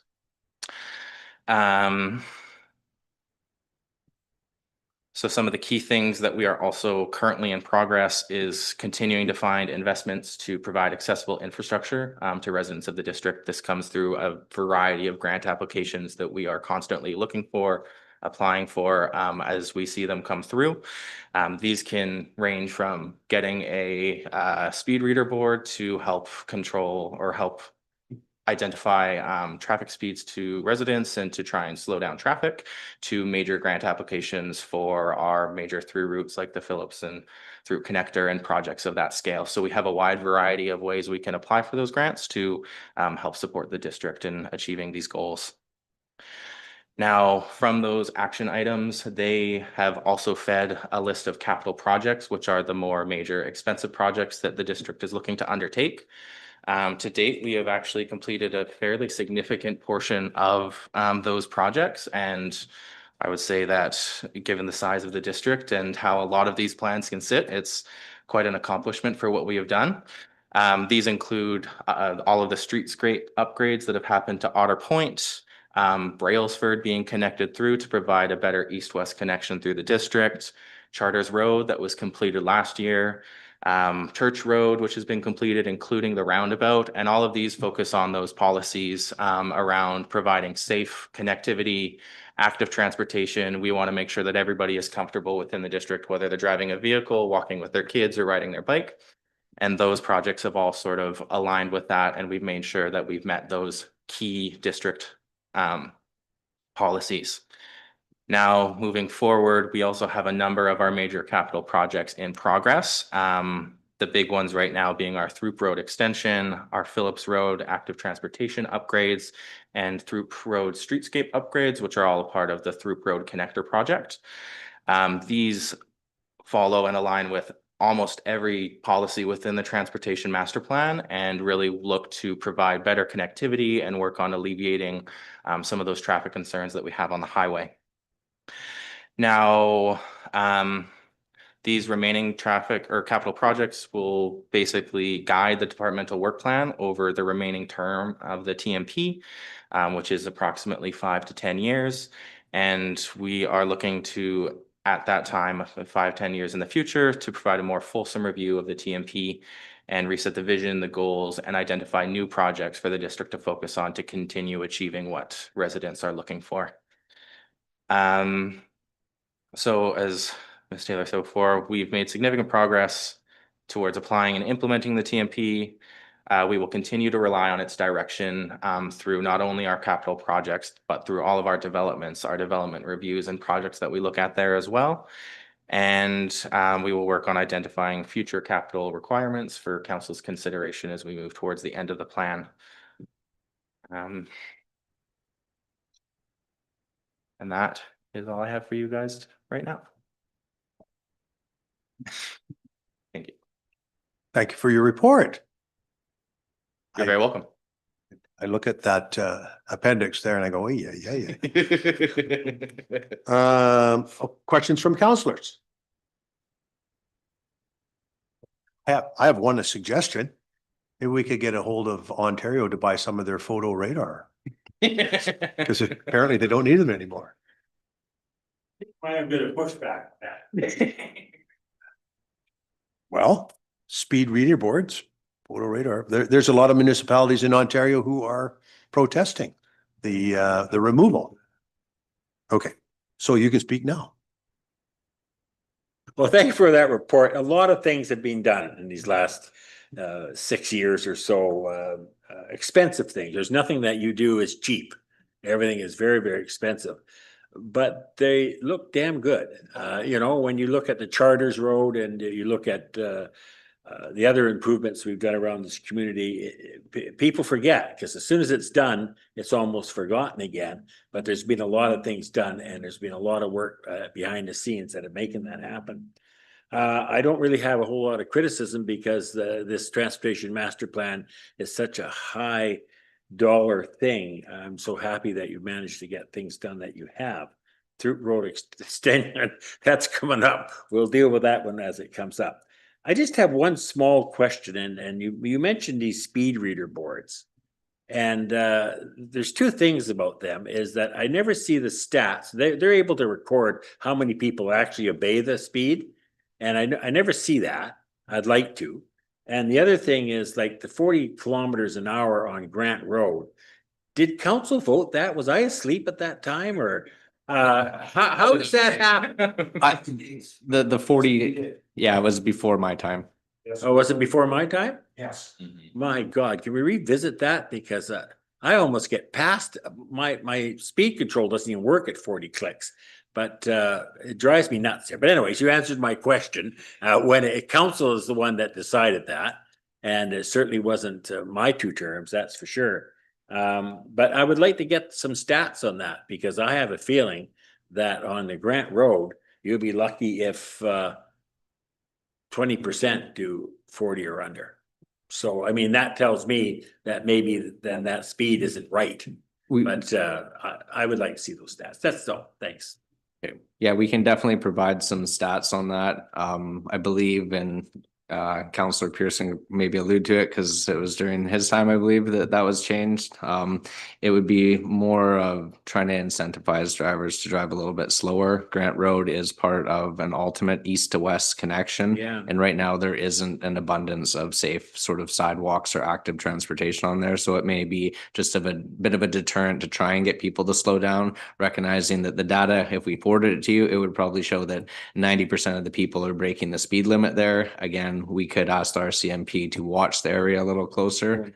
But yeah, but we can Well, I definitely guess forward the part stats with to you. me if you'd is, like. you know, we're trying to get people off of Highway 14, especially lately. You try and get to some of that intersection at Otter Point and West Coast Road and Souk Road, trying to encourage people to take the Grant Road and through to Wadham's Way and down that way.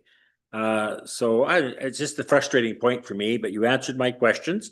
I know who to blame. It's very, very obvious. There was 2 in council that were back then. And the other thing is get me the stats. I'd be interested. Thanks. Well, I could make some comments that, yes, I know.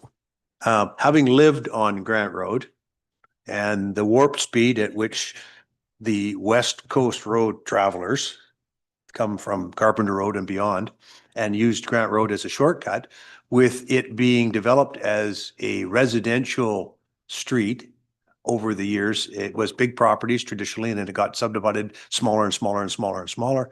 And that major thoroughfare became a residential street. It still is a residential street by the nature of who lives on it. And it's 1 kilometer shorter by cutting off West Coast Road. A lot of people know that, and they come out to Otter Point Road. So I, for one, having small children living on that street at the time, appreciated the change in the speed. There. Oh, yeah. And those, Councillor Bateman, questions? Yeah, so Grant Road, I do have friends who live along Grant Road, and they say they do very much appreciate the speed reader board along there. It does slow people down. The missing link is that the human reward mechanism of the smiling face, but that's okay. That's okay. We don't have to have it all here. And I think the Council of the Day responded very strongly to a community petition for that 40 kilometers. But back to the big plan in general, I did another count, and you've completed 50 of the 58 actions, not completed, but in progress, ongoing. And so well done, Mr. Carter and Mr. Stevens and all who preceded you for this great work over these last 5 years. And I also had the comment around those project cost projections back then, but you've answered well, Mr. Carter, on that. And my favorite map in this thing is map 6, is the complete streets network of existing and future. Was that page reviewed, and have you had any second thoughts in the 5 years since about the long-term ultimate build out of our street network? The street network and the ultimate build-outs are very generic in a lot of master plans for communities. What they're always going to be looking for are east-west connections and north-south connections, whether in the short, medium, or long-term, meaning the large one that goes across the north of the community connecting to the top of Sun River. A lot of them are aspirational. Some of them can be operationalized, more like the Throop connector, more so than the one at the very far north. But they're very standard to be like that for all master plans and communities. And I believe ours is in good shape. It makes some good aspirational connections, north, south, east, west, that we do and will continue using for planning purposes for projects that we bring forward to council for consideration. Councillor St. Pierre. Thank you very much. I've got a couple of questions. One of them is around something that TransLink has now taken under its mandate, which is ride sharing. And does that fall under new mobility? And do we have any plans to actually allow, encourage, provide support for ride sharing? Because obviously one of our issues is just lots of cars with very few people in them. And if those cars had more people in them, then we would have fewer cars and less need of more road. And I know TransLink is taking that on, and it would be lovely, for example, if the local, BRTC would too. But are there any dispositions in our existing plans and policies and for that sort of thing? I don't believe so specifically. It would fall under that category. And if it's an initiative that transit is just taking on under MOT, then it is something that we're in constant communication with those partners. And if they identified any improvements to something existing in Souk, any of the existing ride sharing things, it would be something that we could build on, follow suit, or bring some projects or I guess support for other jurisdictional activities forward to council for consideration if they wanted us to do some more work on that. Okay, so it sounds like it would be something that would need to be initiated at a provincial level with MOT or with the CRD, and then SUIT could act as a partner at this point in time. Yes, I believe so. And it's something that as they started rolling out any initiatives, they would bring us on board with that. Councils would be brought on board with what they're doing, and then we'd have the option in supporting them or building on them, doing additional things. Okay, my second question has to do with along it's not Charters Church. There's a lovely, it looks like a multi-use trail. Not quite. Are we expecting that sort of road cross section in more places? Because having that kind of separation, like having a sidewalk for pedestrians, having a multi-use trail for cyclists and so on and so forth, having the cars on one, it actually makes a whole lot of sense. I think that both drivers and cyclists appreciate having proper separation. Is that actually going to be more universally used in future road improvements?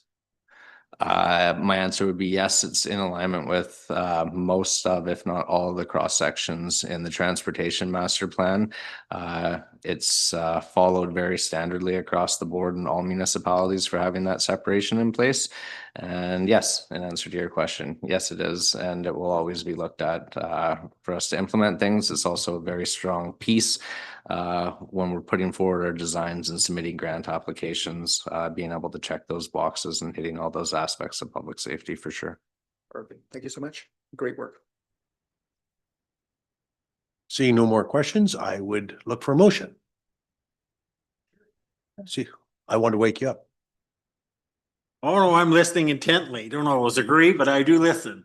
I make the motion that the committee of the whole recommend that council receive the transportation master plan midpoint review report for information. Thank you.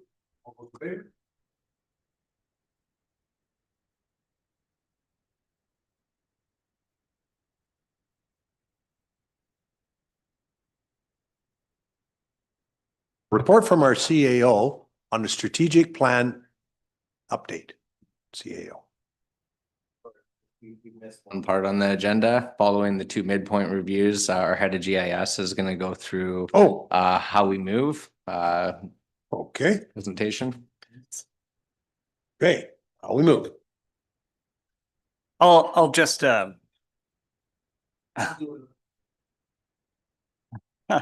I'll just quickly introduce this brief presentation here. We don't see each other all too often. My name is Mitch, head of GIS. So this is being created simultaneously with the TMP and PTMP midpoint reviews. As Jeff mentioned earlier, there's several goals that we have with this new site and this interactive site. One of which is to communicate how the PTMP and TMP have been actioned over the past number of years and come together to create our multimodal network, as well as showcase the projects that we've completed within a rolling 5-year timeframe. So the idea is that every year we'll revisit this and it'll be updated as well. So yeah, this will be a public facing site in the next few weeks. And without further ado, our short video presentation here.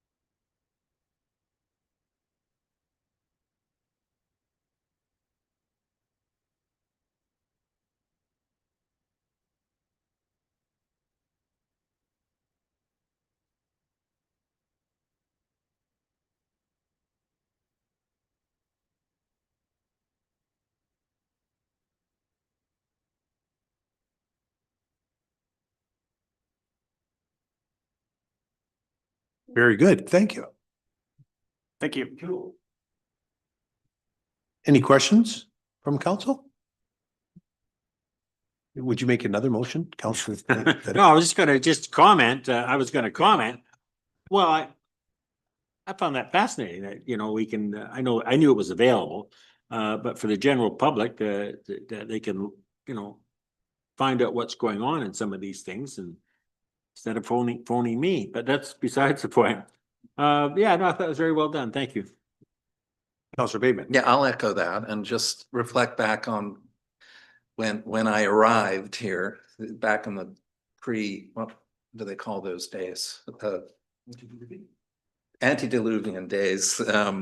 Yeah, so it took an immense amount of work to penetrate the district's systems, as it did many systems back then. But this is the latest and fantastic, easy access. So I look forward to experimenting with this and playing with it. And yeah, and thanks for all your work. Yeah. Councillor St. Pierre. Good. I echo the comments of the other councillors, and looks well done, and I'm looking forward to using it and trying it out. So thank you. The motion. That we receive this. Yeah, that the committee of the whole recommend that council receive the Transportation Master Plan Midpoint Review Report for information. But I did that, but that's okay. Yes. All those in Do it favor? again. There you go. Carried unanimously. Thank you. As previously announced, and without further ado, strategic plan progress reporting from our CAO.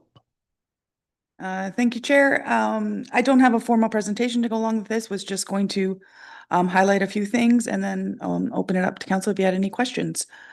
So this is the strategic plan progress check-in with council, and as highlighted in the report, numerous initiatives have been started or completed or are currently being planned for. At a glance, what you'll see is we've secured millions in external grant funding, supporting transportation, climate resilience, fire smart and recreation improvements, expanded 24/7 emergency services while advancing wildfire resiliency and initiatives, delivered major infrastructure upgrades, including charters, church, Otter Point, trail network expansions, Section Highway 14 Town Core design funding. We've as well achieved organizational stability, strengthened governance practices, and advanced multi-year workforce and asset management planning. Another successful accomplishment of the district has been the implementation of the municipal and regional district tax, creating a new substantial revenue source for tourism development. All of these initiatives have come and been actioned as we've onboarded, numerous new staff. Most staff take a while to, hit the ground running and learn what it means for Souk. So I'm really proud of the team for their professionalism, their action, and always understanding the bigger picture that we're trying to accomplish here. And, all of this has been accomplished as well with multiple, if you ask me, ill-planned provincial downloads that have caused numerous significant internal and external angst and confusion amongst staff, amongst council, amongst community. How does this affect me? The short-term rental, the list goes on and on. So not only have we tried to provide information and clarify what some of these provincial downloads mean, both internally and for external clients of the district. On top of that, we have tried to, as you've just heard, deliver on the PTMP and TMP projects, deliver on your strategic plan deliverables, and as well as just run the day-to-day operations of the district. So I just want to give a huge thank you to council for your support and to staff for their support and dedication and professionalism, and especially to our Manager of Communications and Community Relations, Christina Moog, has been such an invaluable is the wrong word. Councillor Bateman, I need you to come up with a better word for this. She is crucial to our day-to-day operations.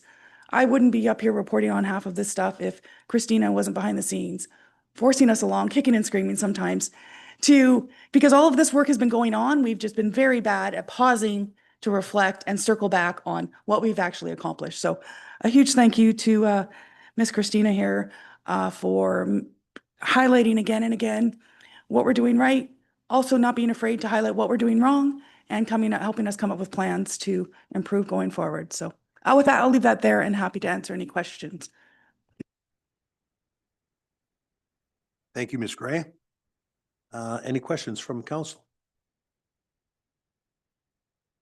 Go ahead, Councillor Beddoes. Yeah, thank you for that, to the chair, to Ms. Gray. Yeah, I wasn't a big fan. We did our first strat plan, but I've learned that you don't get anything done unless you got a plan. And the plan was being laid out and improved over the few terms that I've been here, and staff is just stuck with trying to implement the plan. And I'm very pleased from my point of view as a councillor at the progress that staff has made.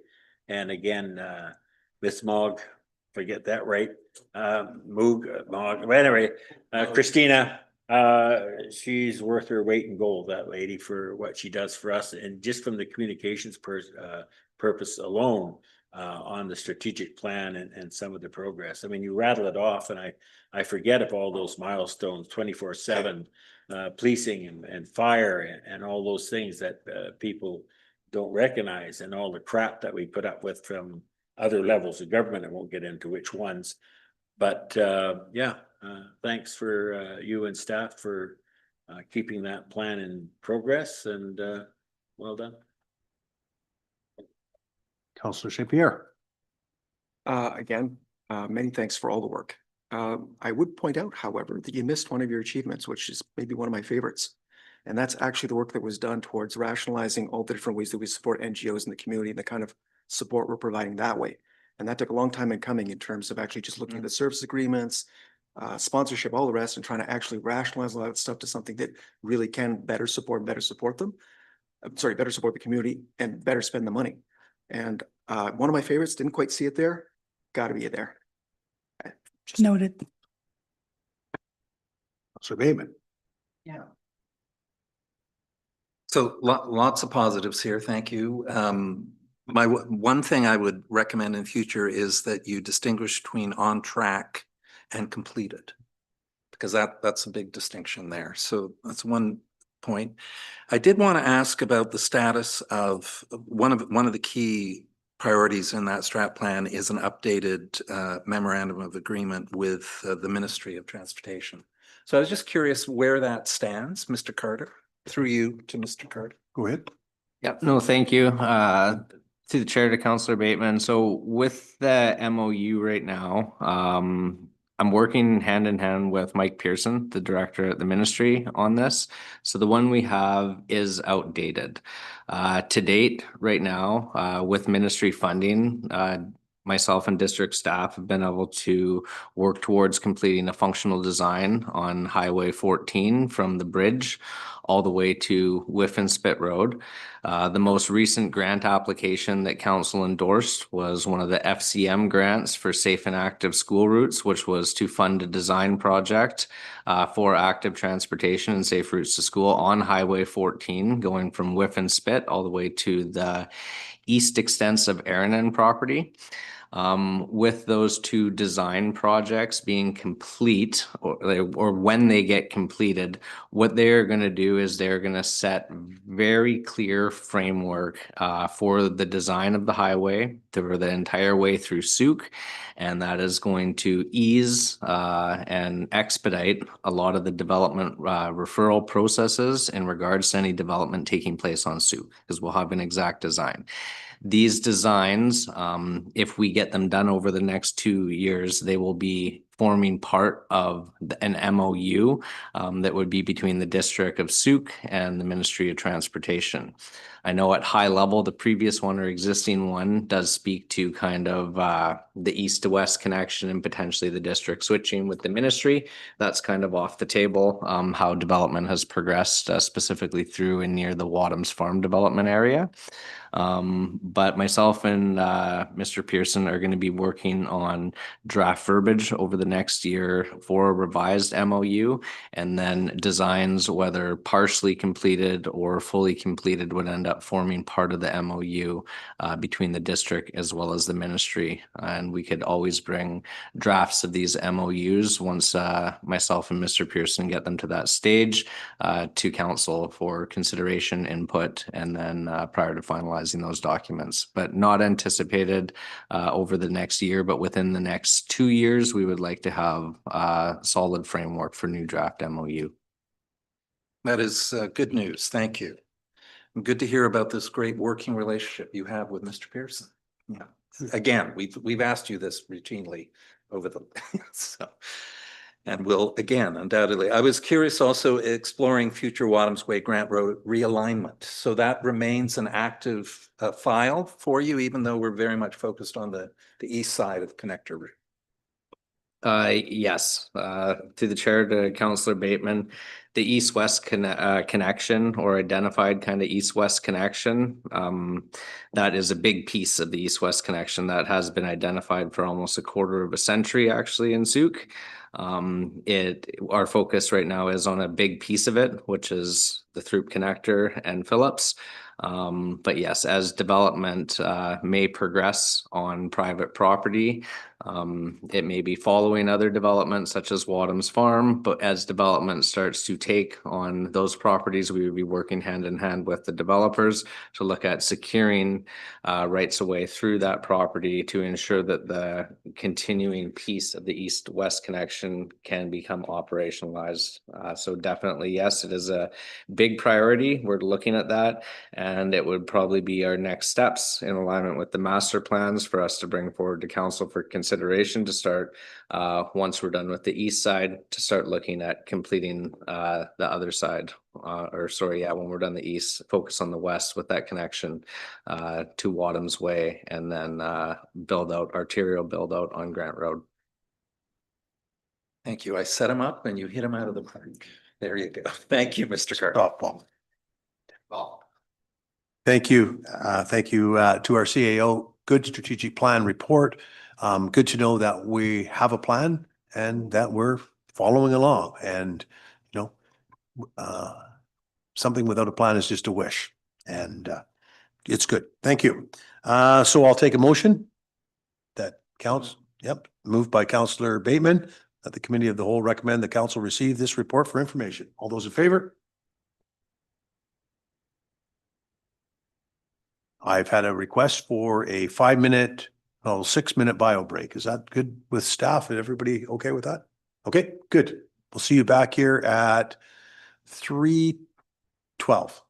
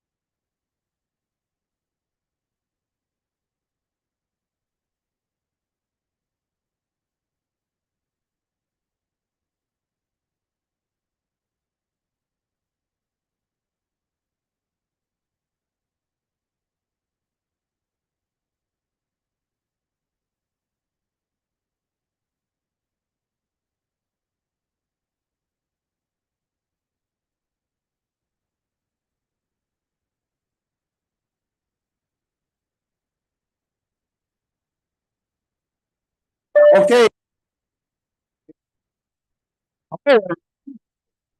As promised, I said we'd get back at 3:12 and it's now 3:13.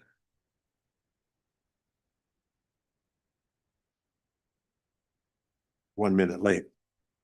Okay, next on the agenda is the budget 2026 service level overview presentations. And I guess we'll just follow down there. Wastewater first. Perfect, thank you. We're pleased to deliver the service level presentations for the operational division. We got wastewater is going to be followed by parks, environment and facilities, then engineering as well as subdivision and land development. And I will pass it over to Mr. Bohemier to start with the wastewater service review. Thank you, Mr. Carter. Good afternoon, council and members of the public. I am Paul Bohemier, the manager of wastewater services. This afternoon, I will be providing a brief overview of our departmental services, highlights from 2025, upcoming priorities for 2026, and some of the current challenges we are facing as a department.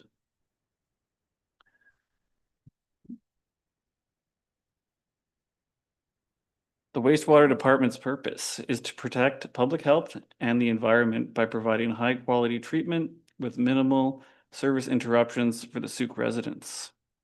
The area in red on the map shown captures the section of Sooke that is serviced by the municipal sewer system. This is an area shown, this area is known as the SSA, or the sewer specified area. The SSA currently services 3,953 properties. This amount encompasses 60% of all properties within Sooke. To give you an idea of the growth our system has received over the past 20 years, in 2006, when the wastewater system came online, we initially serviced only 1,350 properties. This is an increase of 2,603 since 2006. With the recent expansion, we anticipate we can connect an additional 2,000 properties before requiring a fourth SBR basin be constructed.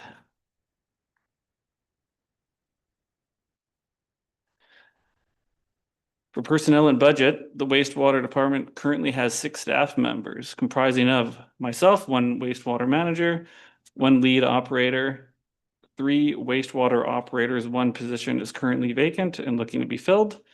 1 half-time operations administrative assistant shared with the Parks Department, and 1 pest control officer shown in this slide. Wastewater currently, wastewater is currently 50% of the district's overall budget, but unlike other departments, wastewater is funded through a parcel tax by those who are connected to the wastewater system. The last rate increase to the parcel tax was in 2020. This budget is used for operation and maintenance of the wastewater system, capital asset replacement, and SSA expansion through DCC funds and grant applications.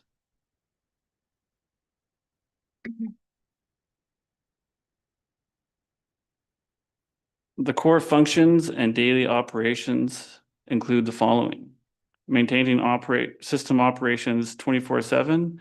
This is achieved with operators on call that respond to alarms triggered through our supervisory control and data acquisition management system, also known as SCADA, and also a 24-hour emergency line that residents can contact if in need. Other daily operations include sampling and analysis, as shown in the slide on your picture on the TVs. On the right, you'll see what we receive coming into the plant, and on the left is what we actually put out following the UV system. We also do equipment maintenance, process optimization, reporting, and regulatory compliance to the ministry and federal government. We also comprise for calls for service to residents, which we had 32 in 2025, and we also respond to emergencies where we had 107 triggered through our SCADA system and our after hours emergency line.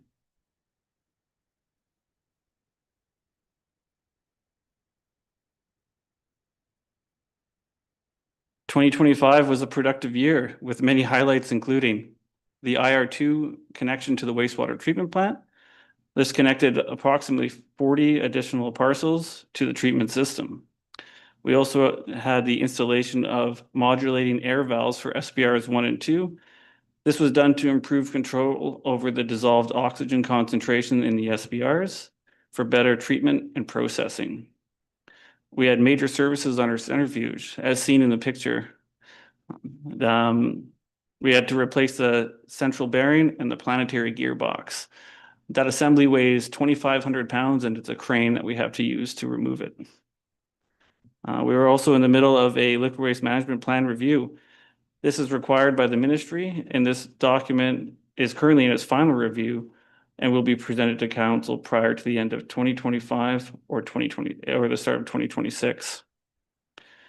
We've also are in the final process of the operational certificate. This was a 2-year process that is currently under review with the province with anticipated approval by year's end. We also did a flow model update. This was performed to better understand how the wastewater department will be impacted by Bill 44 and to highlight any choke points within our system with the increase in population. Odor mitigation at the West Coast Road lift station, as shown in the photo. This was a joint effort between the facilities and the wastewater department, completed in early August of 2025 to resolve odor concerns experienced near the lift station. Commissioning of the West Coast Road lift station. The lift station has been commissioned and staff are trained, and we're waiting for the developer to file for construction completion before taking ownership of the location. The confined space program. All wastewater documents and procedures have been completed and approved by WorkSafe BC, and the fire department has recently received rescue training for this portion of the program. Acute toxicity testing and implementation. This is a federal requirement for effluent testing regarding the recent expansion. This took a year of testing to complete, and we passed with flying colors. West Coast Road force main and installation. The main is installed and currently completing the deficiencies such as grass seeding, cleanup on roadwork, and asphalt sealing. We've recently tendered a headworks pressure retaining valve. This will be completed in 2026 in April, and the work will take place at the wastewater treatment plant. There will be no impact to Sooke residents while the work is being performed. We also made improvements to Burr Road and Mariners Village lift stations with hydrostatic level sensor upgrades. This offers more reliable station level control and has less impacts related to fats, oils, and grease that impact our system. We also replaced our CRD backflows. This was a facilities-led project to change out the backflows at the lift stations to comply with new CRD regulations.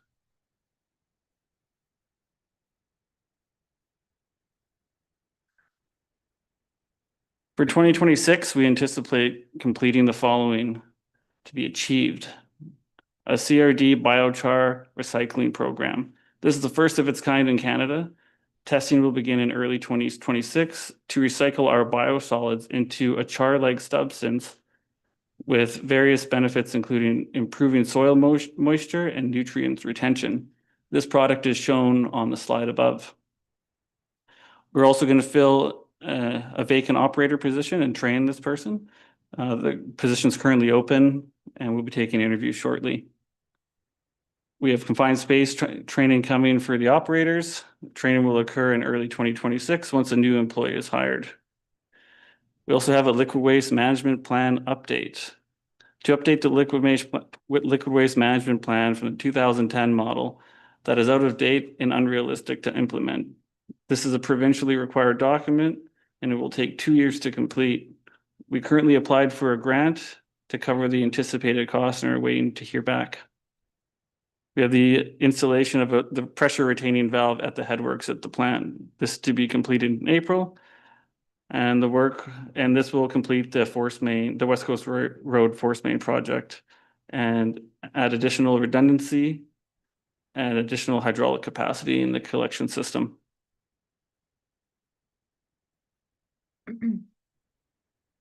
We also are anticipating we'll do the Stone Ridge Estates odor mitigation program.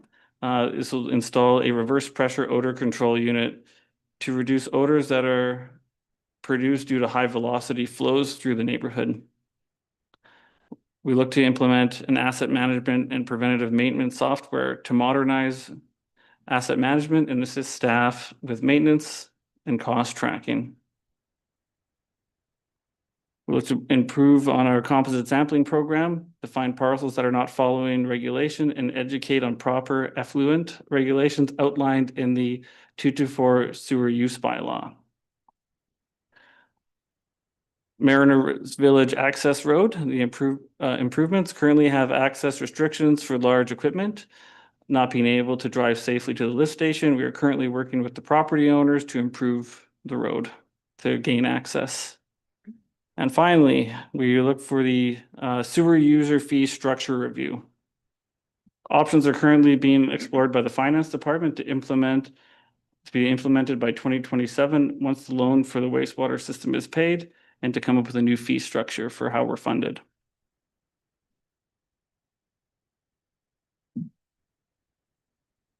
This last, sorry, there we go. This last slide encompasses the organizational drivers and challenges that are priorities for the wastewater department. For the organizational drivers, we have compliance with all federal and provincial regulations. We focus strongly on customer service, a public education program, look for updates that will be featured on the district website in the coming year that residents can use to help guide them through their wastewater system. And then we look for grant applications to build future capacity and redundancy within the system.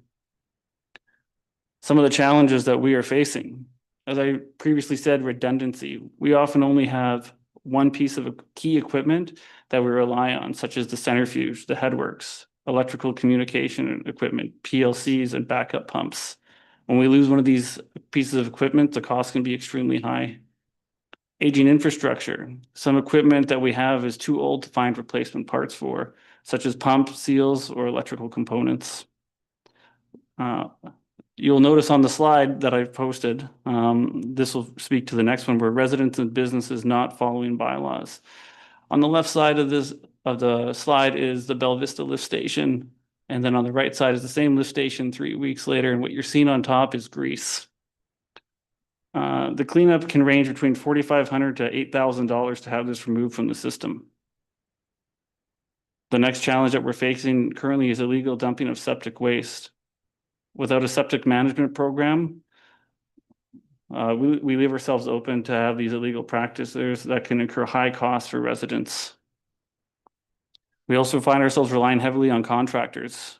Electrical is one, and not having a public works department means we have delays on equipment arriving in emergencies. And as everyone else is facing, we have an increased cost of materials far exceeding inflation. We're experiencing part shortages that are still affecting the industry, and that is what has been the holdup on the West Coast Road Force Main project. We are 18 months into waiting for a valve.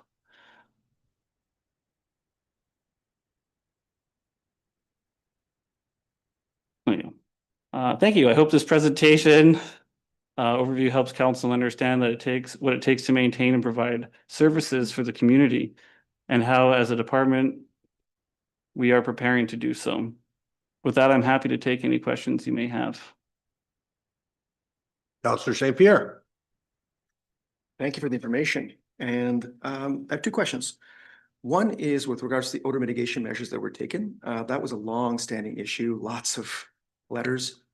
Have we had a letters reduction perhaps? Yep, and constant communication with the people who are experiencing it. And since the date, they've had some odors, but it wasn't related to us. So it has solved the issue. Okay, and if I could just ask briefly, what was used to actually sort it? Because I understand it to be a pretty thorny problem. Yeah. So what was done? So try not to make it too technical. What we're doing is it's a reverse pressure system. So it sucks the air out of the system and it creates ozone. So you take like hydrogen sulfide and mercaptan, and it can create ozone. So it takes away the smell. Okay.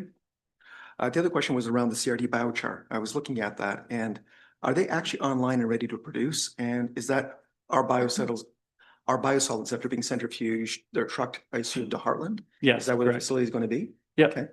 And do you know what, are they ready to go right now? They're just preliminary tests right now, but they're looking pretty good by the end of the year to start testing our biosolids.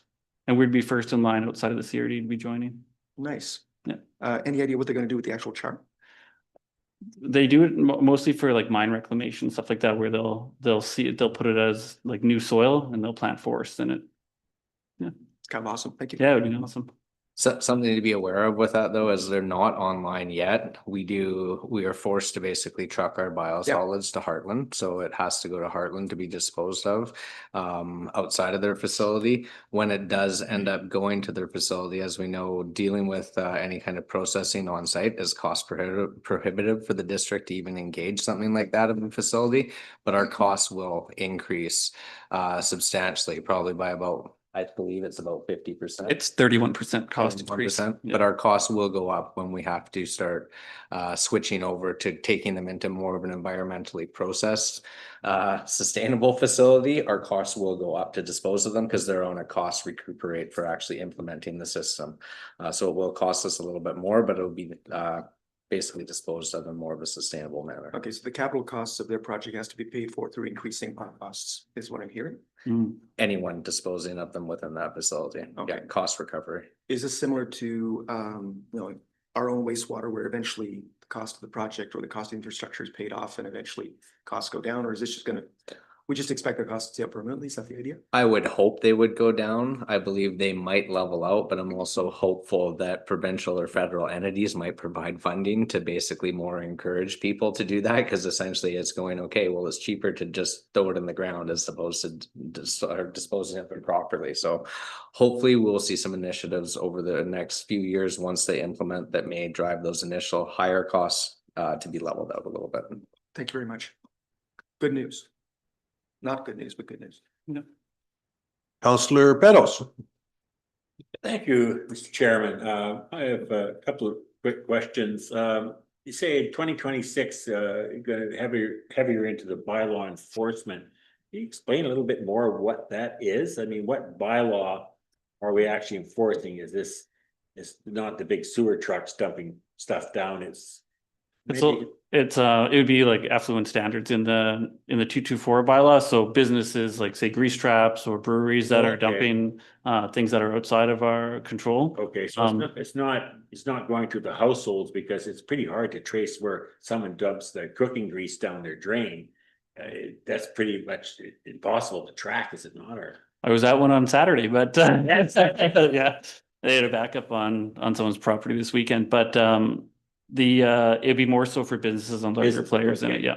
Okay, and do we have, in your estimation, do we have anybody dumping large amounts like in a manhole and dumping somebody that collects it in septic tank affluent? Do we have any violations there? Do you know? I definitely believe we do. I see it on, yeah, I believe it on the weekends. We can see it through our sensors at the plant, what's coming in, the effluent standards. We have dissolved oxygen sensors that can read what's coming in, and I can see changes at about 3 o'clock on Sunday afternoon.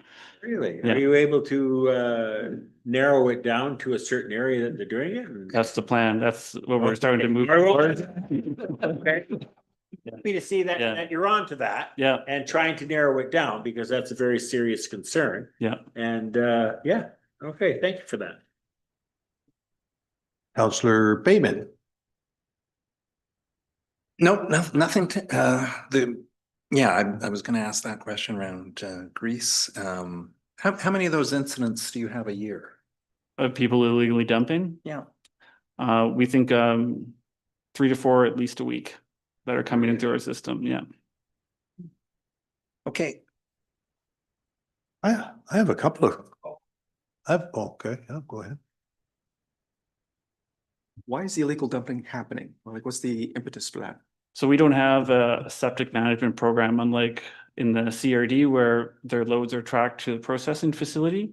So if say you had a septic system, your load would be tracked to SPL and then it would be processed that way, where now someone could suck out your system here, drive to a manhole and pour it into the system, and there'd be nowhere to know where it went. And then you save 40 cents per gallon in treatment costs for the operators. So just to build on that, the joining the CRD's bylaw was brought forward to council, I believe, about 1.5 or 2 years ago.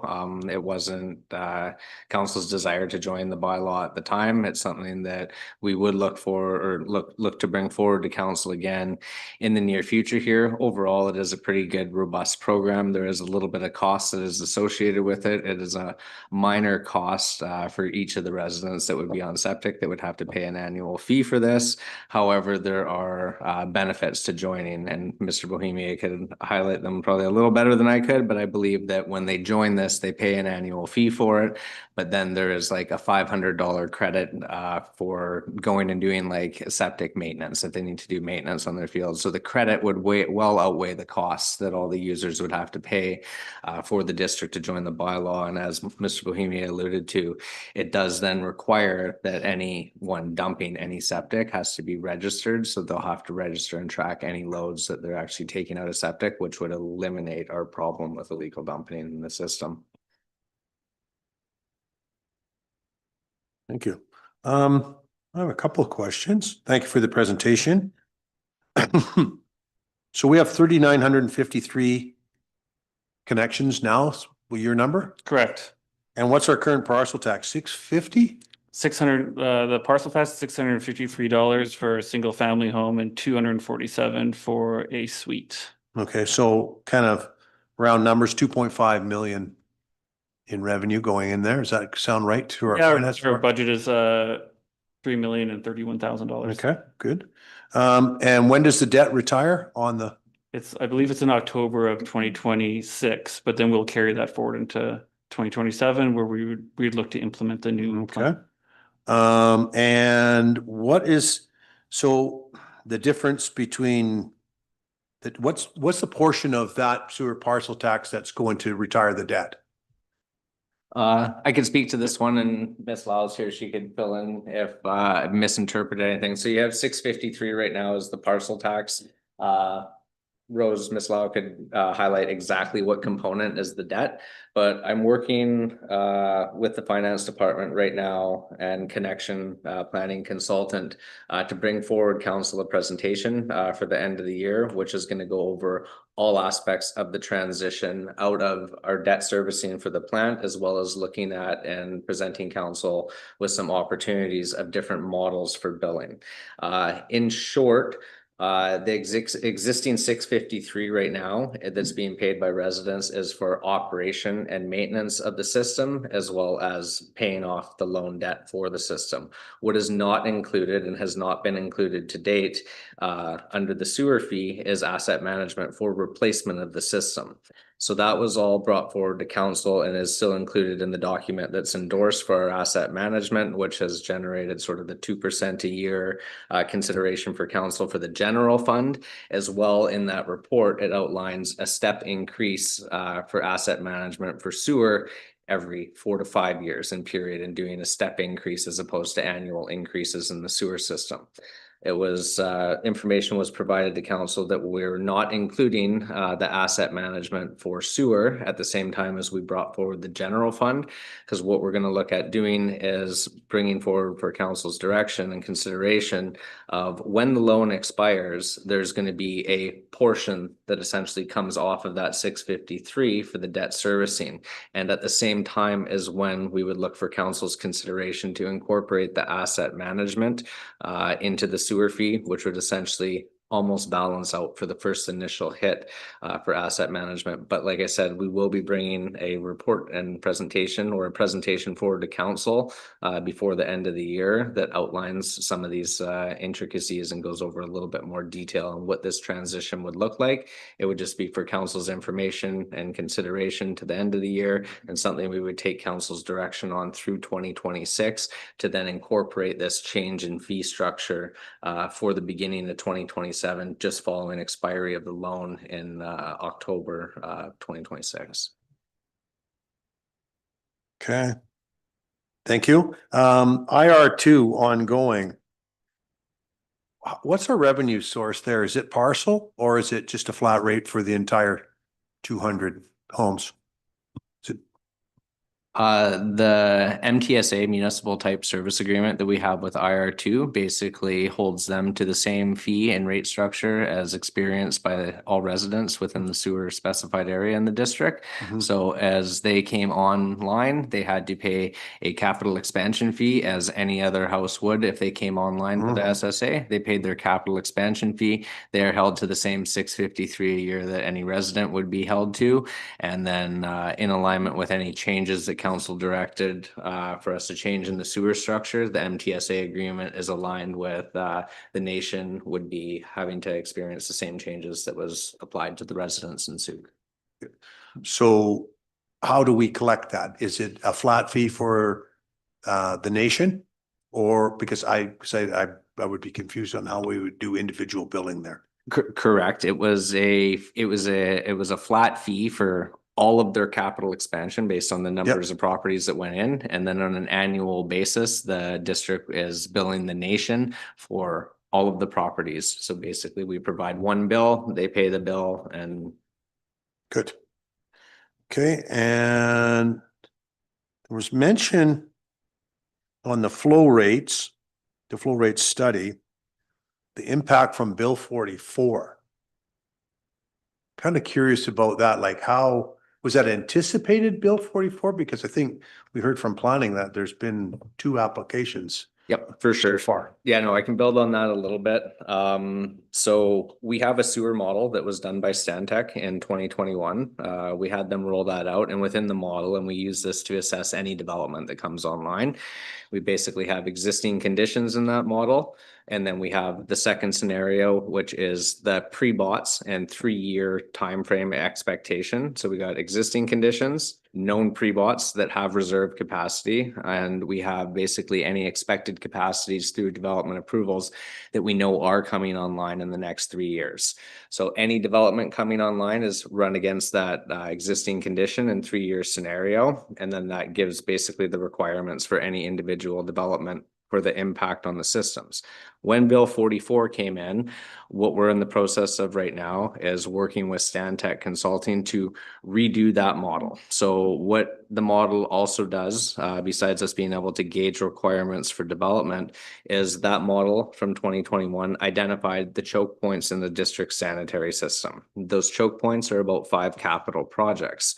We took those 5 capital projects, they were incorporated into the district's development cost charge program right away. We've also utilized these capital projects to apply for grant funding to the CHIF applications earlier this year. What we're in the process of doing right now is running a stress test on the model, which we're basically taking SMU regulations and how much more development that could see. Maybe it's approximately about maybe like a 10% increase, 15% increase. And we're strategically putting these increases through nodes within the community where we most likely realize these increased housing for SMU regulations. We're going to take this model, we're going to run it. It's going to be done through the end of this year and into the beginning of next year. And what that model is going to do is it's going to basically shoot out and say, hey, here's your same with that extra development. Here's the capital projects, the same choke points that were identified previously, but they might be a little bit bigger and there might be 1 or 2 more of those capital projects. So this model update is really going to inform and update potentially going over the next few years into the development cost charge program. If there's any changes from anticipated SMU development that they would have on the capital projects related to the sewer choke points. Sorry, lots of information, but that's sort of how we're looking at pursuing it. I got it. It means you're telling the province of the impact and hopefully they can come to the table with some money. I like it. That's what I heard. I like to hear that. CRD backflow upgrades. CRD backflow, is that just our main water supply to the plant? No, this had to do with the water supply to each individual lift station that we had, and it was set, they were all set below grade, so they had to be raised and replaced to meet new code. So it's so that you don't contaminate the water supply. No more questions. How about a motion? Do we need a motion on this individual? Oh, we're going through all of them? Okay, 2 more. Okay, fine. Three more. So we're doing them all, okay? Interesting discussion. Facilities, parks, and environment. Good afternoon, council and members of the public. My name is Emma Taylor. I'm the manager of Facilities, Parks and Environmental Services. Today, I'll be providing an overview of our service area as part of the 2026 budget planning process. Our team is responsible for maintaining and improving the district's parks, trails, public spaces, community facilities, including this building, and environmental services, all of which play a key role in supporting community well-being and livability in Sooke. I'll walk through our core services, highlights from the past year, challenges we're managing, and our priorities as we look ahead. So our service area brings together the core functions of facilities, parks, public works, and environmental services. Facilities manages and maintains all municipal buildings and properties, from daily maintenance and repairs to major upgrades, ensuring spaces are safe, efficient, and well cared for. Parks and Public Works maintains our parks, trails, boulevards, and public spaces. The team keeps these areas clean, safe, and inviting while supporting transit infrastructure, events, and public art that enhance community life. Environmental Services provides the sustainability lens, supporting restoration and stewardship projects and overseeing programs like our water quality monitoring and hazardous tree response. Together, we maintain valued spaces and systems that support daily life and long-term livability in Sooke. The team is comprised of myself as the manager. We have an environmental services coordinator, a facilities and construction lead with a park worker 1 dedicated to facilities. That was new in 2025. A parks lead hand with 2 park worker 1s, plus seasonal auxiliary park laborers. It's actually 8% of our operating budget is allocated to facilities, parks, and environmental services division. The operating budget for this division includes costs for materials and supplies, building maintenance, as well as seasonal adornment, so our Christmas lights that are on now, additional banners, that type of thing, snow removal on our public walkways and in front of municipal properties, utilities and waste management, janitorial services, vehicle and equipment maintenance, as well as our health and safety program and staff training.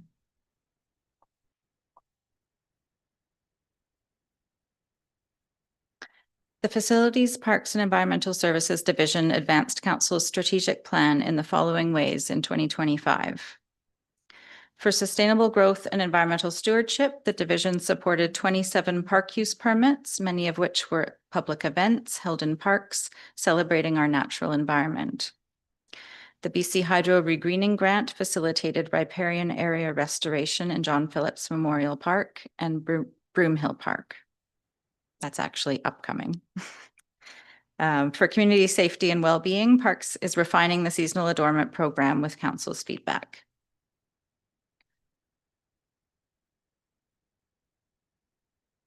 A key achievement in 2025 is the completion of the Little River pedestrian crossing and multi-use trail.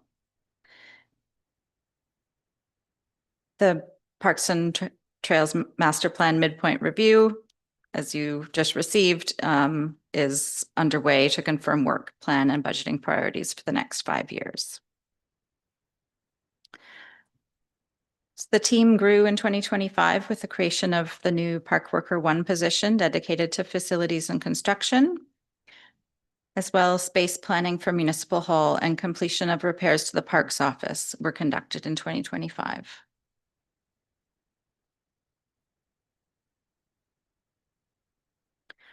For 2026, our focus is substantial repairs to the exterior building envelope at Municipal Hall and both fire halls.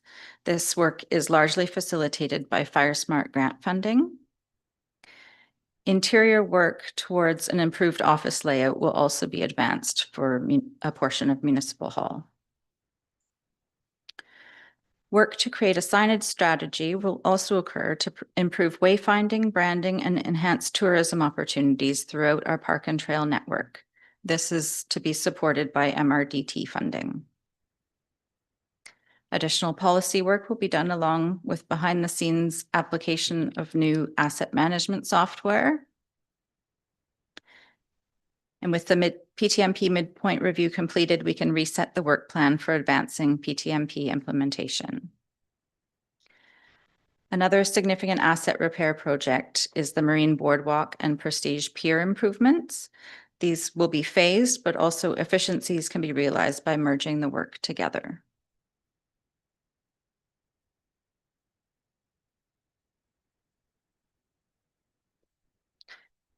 As we look to 2026, our division continues to balance growing expectations with limited capacity and rising costs.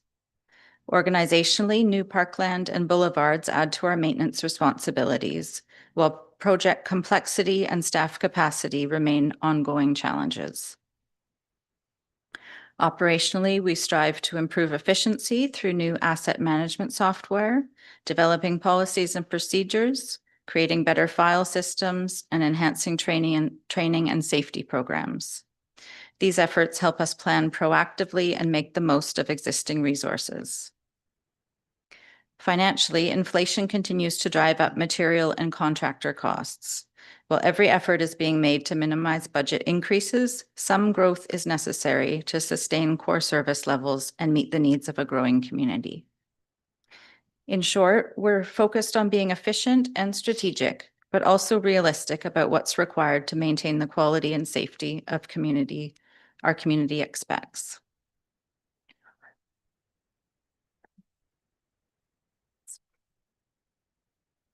These indicators reflect the growing scope of work our team manages across facilities, parks, and environmental services. We received over 240 calls for service this year to date, covering everything from safety concerns and vandalism to maintenance and public event support. Each requires staff time, coordination, and follow-up, which adds up quickly. As the community grows, these calls are becoming more frequent, putting steady pressure on our small team and available resources. As mentioned, we also processed 27 park use permits and have done approximately 68 development referrals to date, along with updates to key bylaws and policies. So this year was involvement with bylaw 925, the license of occupation policy, and updates to the fees and charges bylaw. Overall, these numbers highlight both our productivity and the ongoing need to align staffing and budgets with community growth to sustain service quality.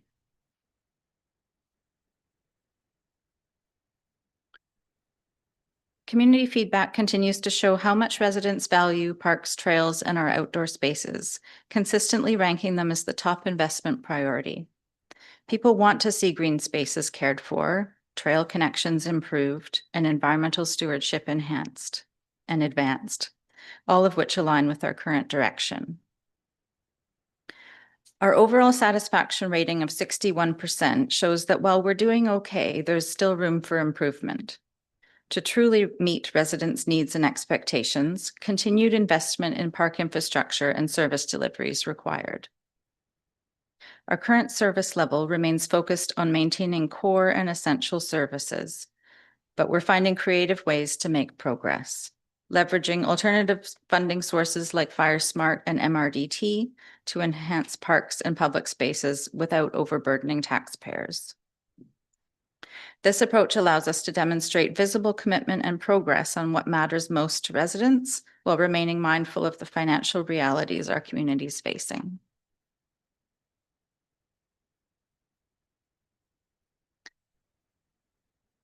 And that concludes my presentation. I'm available for any questions. Thank you for the presentation. Lots going on, lots of things, lots of visible things. Shout out to your team. You have two great ambassadors that I always bring up at this time when it was there.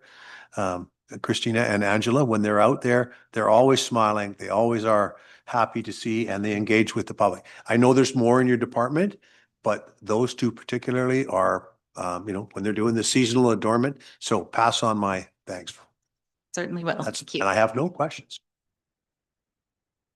Also, a shout out to the guy who did the yard waste. He was excellent, champ. I would like to note a few things. Under your key indicators, I think you could add the amount of time your staff spend at the roundabout doing the various Canada Day and the dozen other.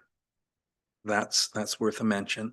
I was curious about the Marine Boardwalk. As you know, Ms. Taylor, I've written you about this before, and I know it was in the in this year's budget. However, there has been could you update us on Marine Boardwalk? Certainly.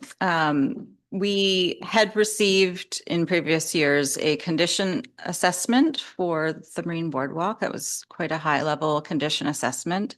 That professional isn't engaged with the district any longer, so we've had to seek other engineering support for this project to advance it. So that work has been reviewed, and we have a more detailed condition assessment of that structure, as well as an assessment now of the pier that we have at the Prestige.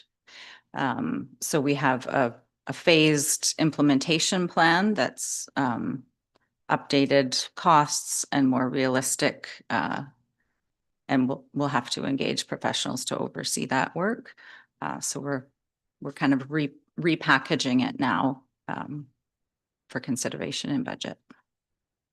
Okay, thank you. And you can assure the community that that boardwalk footing that looks so wonky it's okay for the time being. There's no work that is in critical need to address at this moment. No. Fantastic. I also wanted to note, I think in your report, there's a reference to, which I've seen in other service reports so far. Simply put, we're serving more people with the same resources. So are you are at capacity within your department? Safe to say? Safe to say. And what would you do? Well, here's just a hypothetical. If you had one more parks employee, what visible changes? The health and well-being of your current team, I'm sure, is part of that. Certainly internal benefit, but in terms of productivity, to renew our assets that are in need of major and even minor repair, to get us to a point where we have the majority of our assets in good or better condition is a goal of mine, certainly.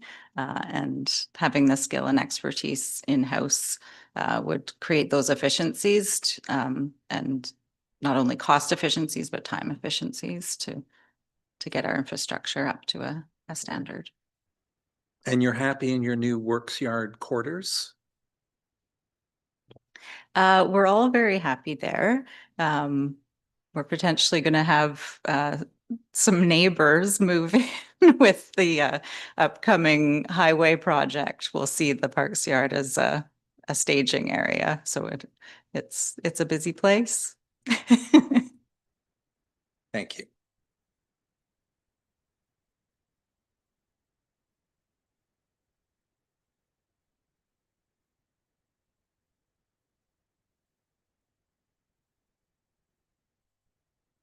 All right. Good afternoon, council and members of the public. Again, my name is Scott Stevens. I'm one of the lead engineering technologists with the district's engineering division.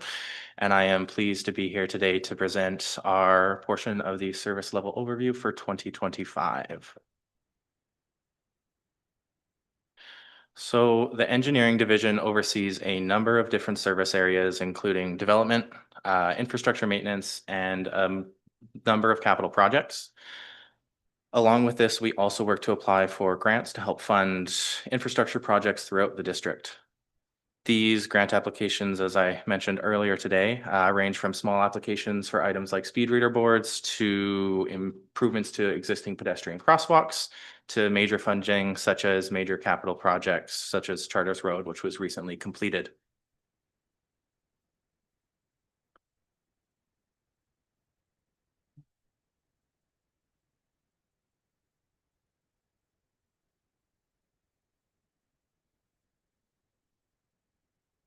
We're not.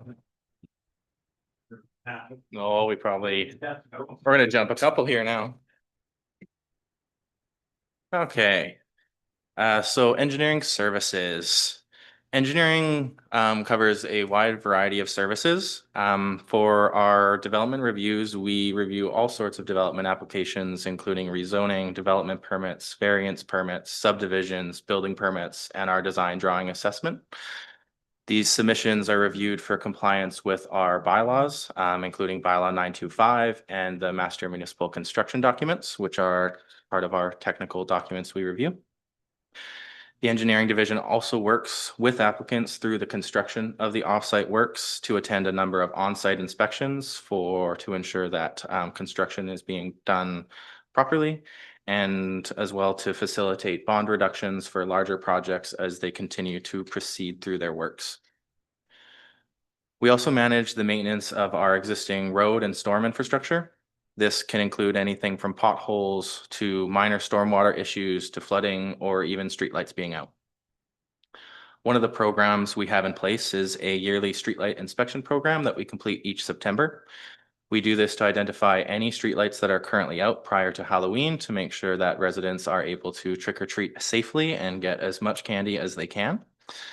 The engineering division also oversees our road maintenance contract and works with a contractor to schedule planned and urgent maintenance as required, whether it comes from a call for service or part of a routine maintenance program we have in place.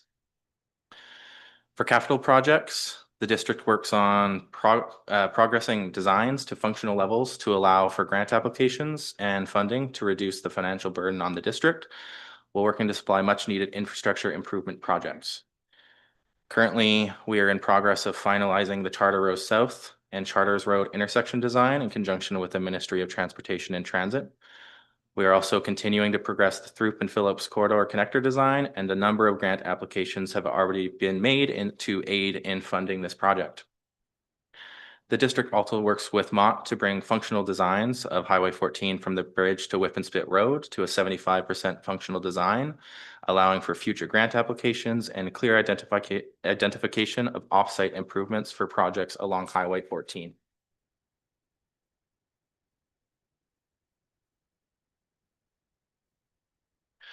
Now, the engineering division is made up of a manager of engineering and infrastructure who oversees capital projects, development applications, and maintenance for the district.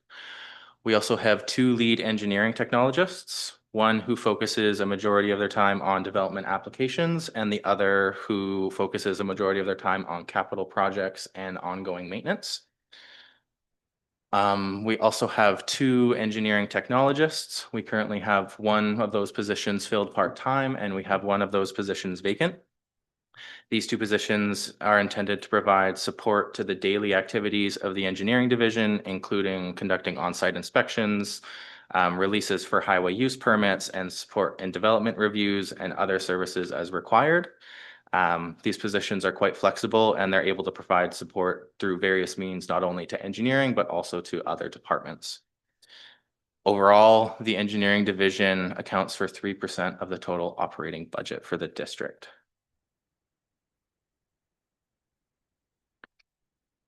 Now, through 2025, the engineering division brought a number of projects to fruition. Charters Road was a major project that the district completed that provided a new and safe road, active transportation connections, as well as a new in-stream culvert that was completed with fish baffles to further support and minimize the environmental impacts of the project and to promote long-term environmental benefits. Another highlight this year was Maple Avenue South had a large washout of the existing storm system during a large storm event, which the engineering division worked with our maintenance contractor to identify the issues, identify the scope of work that was needed to be repaired, and create a repair plan to fix the broken storm main, which has now been completed. And we also had some major bridge rehabilitation work that was completed at 3 of our bridges this year, Connie Bridge, Todd Creek Bridge, and the Phillips Road Bridge. These repairs were completed to ensure the long-term safety of the bridges as a part of their regular maintenance. Each one of these projects was completed on time and under budget, which is just another benefit. Now, as we move into 2026, the engineering division will continue to prioritize development applications and to increase our internal operational efficiencies. Progress has been made with updates to Tempest, increasing clarity of tracking applications and requirements for applicants. We have also worked on improving communications, which will be continued through in 2026. This includes providing clear procedures, guides, updated pre-construction information to contractors and consultants to ensure that there are clear procedures in place so they know what their next step will be. There will also be continued effort to bringing the projects identified in the Transportation Master Plan to fruition with a focus on Phillips Road, Throop Road, and Charters Road South. We will also continue to work with other levels of government and stakeholders to progress designs for Highway 14 and as well as BC Transit.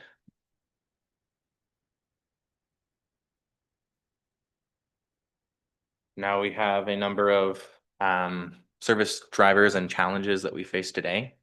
Organizationally, we're going to continue to be facing more and more complex project management, especially with some of the scope and scale of projects that we will be working on in the coming years. We also have a growing community, and we have, increased service expectations with a growing population and a continued level of staff.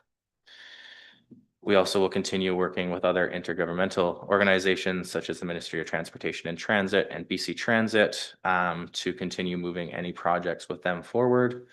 And one of our other organizational drivers is just working with what we have for our staff capacity to continue to bring these projects to fruition. For business continuity, this year, one of the major things that we completed was the adoption of Bylaw 925, which provides more clarity and consistency in development applications and expectations for developers throughout the district. We are continuing to balance budget for improvements, emergencies, and expectations that we see from the public. There's continued software implementation. We are working on updating Tempest to be very clear with what our status is of projects so we can ensure that if an applicant asks what is happening, whether we are waiting for them or they are waiting for us, we can give them clear dates and clear outlines of what has occurred through their application. And we have also worked this year to update all of our application forms and submittal requirements. These were completed in conjunction with Bylaw 925.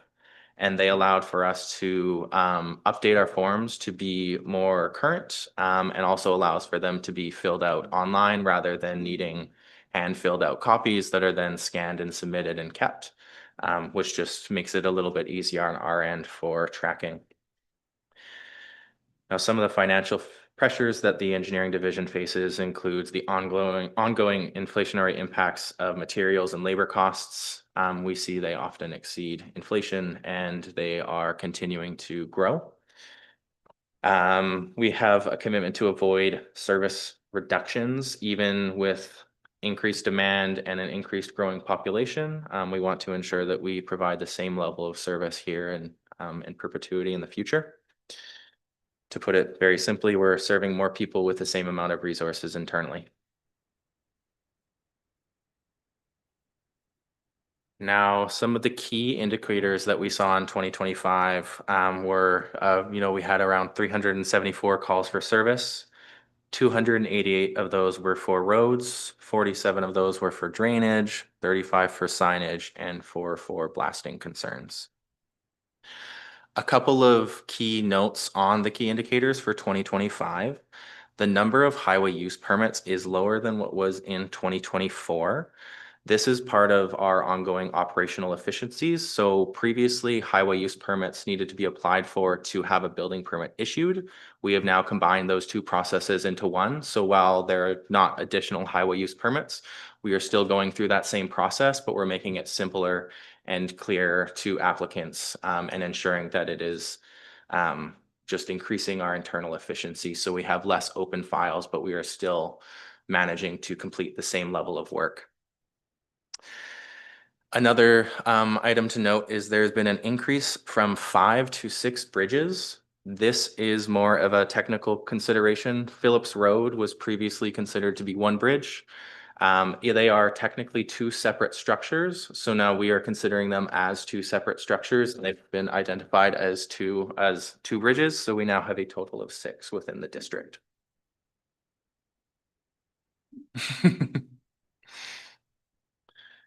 Now, some of the key items that we've heard from the community were with respect to transportation. Some of those key themes identified were congestion, road maintenance issues, and just the general safety of travel. To work on managing and improving the above levels of service, the district's engineering division is now working on major transportation projects to work to alleviate some of that congestion on Highway 14. These include the Throop and Phillips corridor, Charters Road South, and Charters and Highway 14 intersection, which we are completing in conjunction with the Ministry of Transportation and Transit. The district is also working with stakeholders and other levels of government to progress beneficial projects such as the Highway 14 active transportation corridor and a new BC Transit exchange along Wadhams Way. Thank you. We'd be happy to take any questions that you may have. Council, any questions? Mr. Bateman? Well, of course. Thank you for that. I was going to ask you about the breakdown of calls for service, but I see in our annual report, in the latest version thereof, there is a statistics section. So here's roads and stormwater. That would reference your calls for service, and those are entirely covered by Victoria Contracting, or yes? Yes, they are. Okay. So yeah, I think that it's worth utilizing this page. You know, it's pothole season is approaching, and I see last year 72 calls for potholes were dealt with, and yeah. So beyond that, we're serving more people with the same resource. So I'll ask the same question: if you had an extra employee, what would you do with him or her? Well, that is a big question. I think there are a number of future projects that we have identified where there is a lot of legwork that can be done internally. We have limited knowledge of some of our storm systems where if we had an additional staff member, they could easily be part of our asset management group, GIS, and working on collecting some of that information to not only help our internal models, but to help the future development of stormwater master plans or items like that we might prioritize. Bringing somebody else on can also help in some of those major projects where we have support coming from the leads, where we are directing a majority of what is going on, but where we need those staff members to do all of that legwork that takes a significant amount of time. I know that right now we're down 1 staff member, which means I am out on site significantly more, just because we have to be out there still. So having those extra staff members just allow us to have staff that can be in the field and can do all of that legwork where we are managing the other things internally in the office.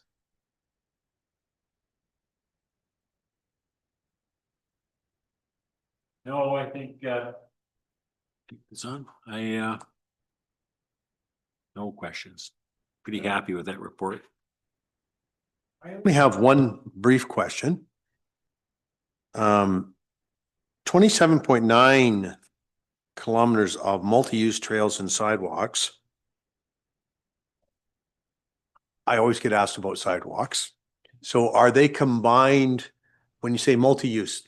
Little River Crossing, is that in that 29.7? No, I do not believe so. I believe that Okay. would be part of our trail network length. Okay, so the 29 or 27.9, if that's the ones that are beside the road, multi-use on Church Road through. Okay. Yeah, that would be correct. Perfect, thank you. I have no more questions.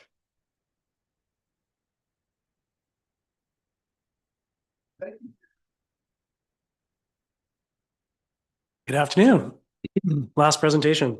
As you know, I'm Dwayne, Manager of Subdivision Land Development and the District's Approving Officer. I will be providing an overview of our division's role within the operations department, how we support other departments and applicants, as well as our ongoing efforts to improve development processes and service delivery. Subdivision Land Development manages all subdivision land development applications within the district that are listed here. We act as a technical and procedural bridge between applicants, professionals, external agencies, and internal departments. Beyond processing applications, our focus has been improving internal workflows, modernizing forms, and ensuring processes are clear and efficient, not only for the public, but also for staff across all departments. This collaborative approach helps ensure that development in Sooke proceeds in a manner that is compliant, transparent, and aligned with provincial legislation, council's direction, best practices, and the district's guiding documents, such as the official community plan, master plans, bylaws, and policies. Our team is small but highly efficient. It includes myself, a land development technician, Nikki, and an half-time administrative support, Sarah MC, who we share with the engineering division. Together, we bring balance of experience and perspective from both within the organization, other local governments, and the broader development field, which strengthens our ability to serve the community effectively. Despite our small size, the division manages a significant volume of work and coordination across departments. We operate with only 1% of the district's total operating budget, which represents excellent value for the level of services and expertise provided.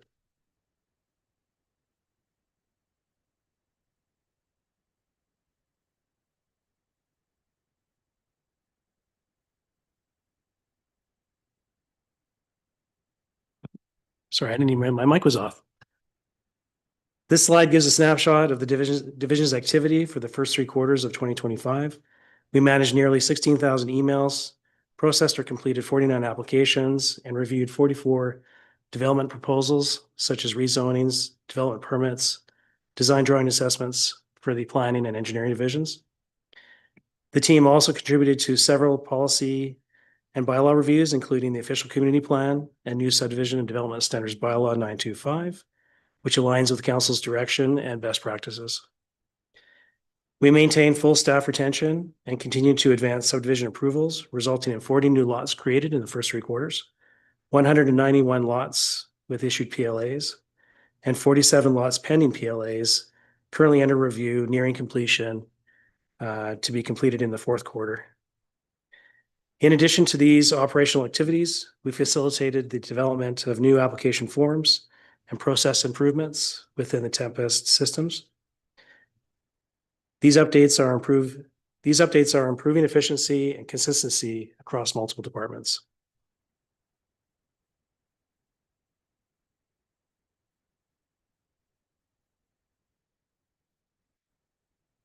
A major focus for 2025 was improving how development applications are submitted, reviewed, and tracked across all departments.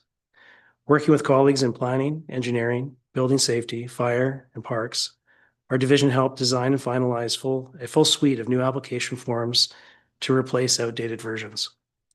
Each form aligns with the updated workflows in the Tempest application tracking software and clearly identifies subdivision submission requirements for applicants.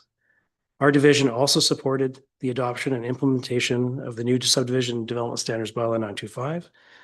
One of the bylaw's key goals was to update regulations to reflect best practices, council direction, and input for the development community, while removing redundancies, reducing duplication, and making requirements clearer and easier to understand. The focus on consistency and transparency within the bylaw directly aligns with our division's ongoing work to modernize and improve development processes across the organization. This work builds directly on the recommendations of the Development Approvals Process Review, or DAPR, which was funded through the LGMA grant. The consultant-led review provided templates and guidelines that we adopted for district-wide use. Our division played a key coordinating role in helping other departments apply those improvements within Tempest and across their forms.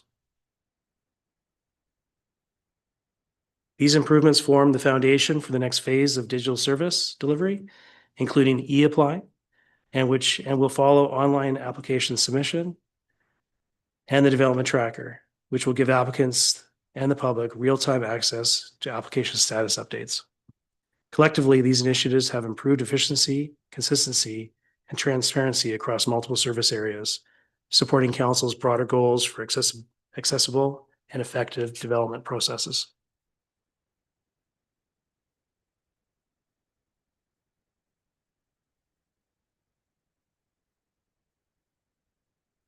For subdivision land development, we created a complete set of new forms covering all core application types, including preliminary layout assessment, amendments, extensions, and phase strata, final assessments, and road closures. These forms were modernized for clarity to reflect the needs developed through the Subdivision Development Centers bylaw. The goal was to improve consistency, ensure minimum requirements were clear at the time of submission, and reduce back and forth with applicants. Parks also created a new parks use permit form following the same format, ensuring clarity and consistency across all service areas.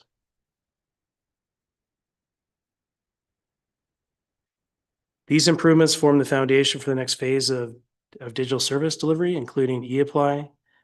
Oh, I think I already said that.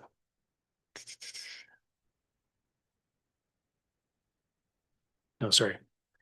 These improvements form the foundation for the next phase of digital service delivery, including e-apply, which will allow online application submission and the development tracker. I apologize, I did say that. All right. Engineering infrastructure introduced new application forms for design, drawing assessments, highway use permits, and others. These updates simplified the coordination between divisions and helped ensure that engineering-related conditions are identified early in the process. The forms are clear, easier to use, and reduce duplication across departments.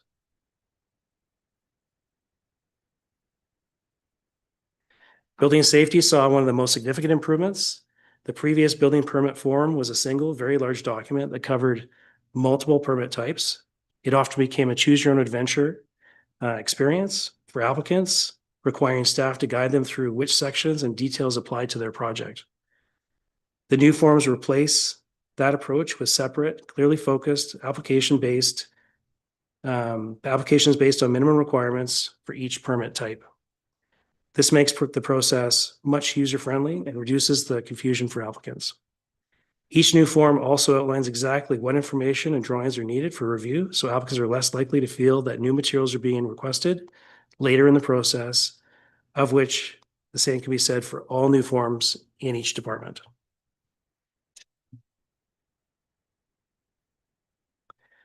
The plan and application forms were also completed this year, covering rezoning, development permits, variances, and related applications. These forms follow the same standardized format and structure as those from the other departments, providing applicants and staff with consistent and predictable process from start to finish.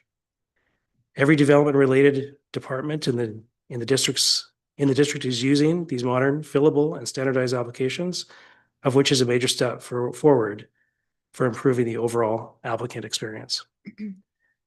With all new forms now complete, staff will continue to listen to the applicant's feedback, as well as their own experiences, using the forms to identify opportunities to further improve positive amendments. Another major achievement for 2025 was the improvement of development application processes within the Tempest application tracking software. This work was a direct outcome of the DAPR project and has significantly changed how applications are managed across departments. The goal was to improve coordination, reduce manual steps, and make the process clear for both staff and applicants. For subdivision land development, we reconfigured and improved the workflows for all core application types: PLA applications, amendments, extensions, phase strata, final assessment, road closures, and sewer serviceability reviews.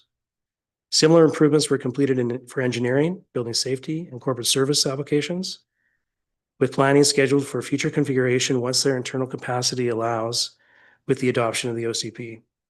These new workflows automate notifications, create clear task assignments, and make it easier for staff to track which applications are under review and are within the applicant's hands, dealing with issues or concerns that staff may have identified. The improvements also allow departments to review applications simultaneously rather than sequentially, reducing turnaround time and improving communication between teams and applicants. From the organizational perspective, the updated system enhances data tracking, which helps identify workload trends, supports reporting, and informs future resources planning. Together, these changes have modernized the way the district manages development applications and has established the foundation for the next steps for eApply and the development tracker, both of which rely on these improvements to operate effectively.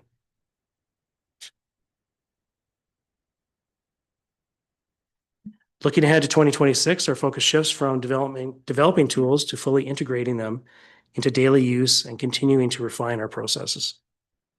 We will continue providing expedited application reviews to help applicants move effectively and efficiently through the process. A key priority will be the development of staff procedural manuals for each division within the operations department. These manuals will document step-by-step application workflows within Tempest, supporting consistency, staff training, and service continuity. We will also assist the parks, planning, and building safety divisions with their ongoing Tempest process enhancements, ensuring that all development-related functions are aligned and operating effectively. Another focus will be improving reporting and data analysis within Tempest. This will help monitor the work trends, measuring performance, and identify opportunities for further process improvements. We will also assist creating new website pages for each of the operations divisions to improve public access to information and make application processes clear and easier to navigate.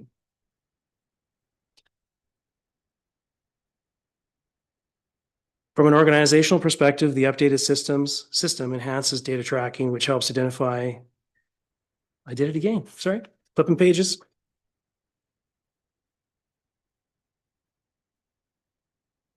Work will continue on the policy development, including a parkland dedication and cash in lieu policy. This will help ensure transparency and consistency in how these requirements are applied. Finally, the improvements made over the past year set the stage for the next major step, which, as mentioned, will be the application of eApply, working closely with the IT department. These tools will make application status information more accessible, improve communication with applicants, and enhance transparency. Altogether, 2026 will be about building on the foundation established in 2025, refining processes, strengthening consistency, and preparing the district for the next phase of digital service delivery.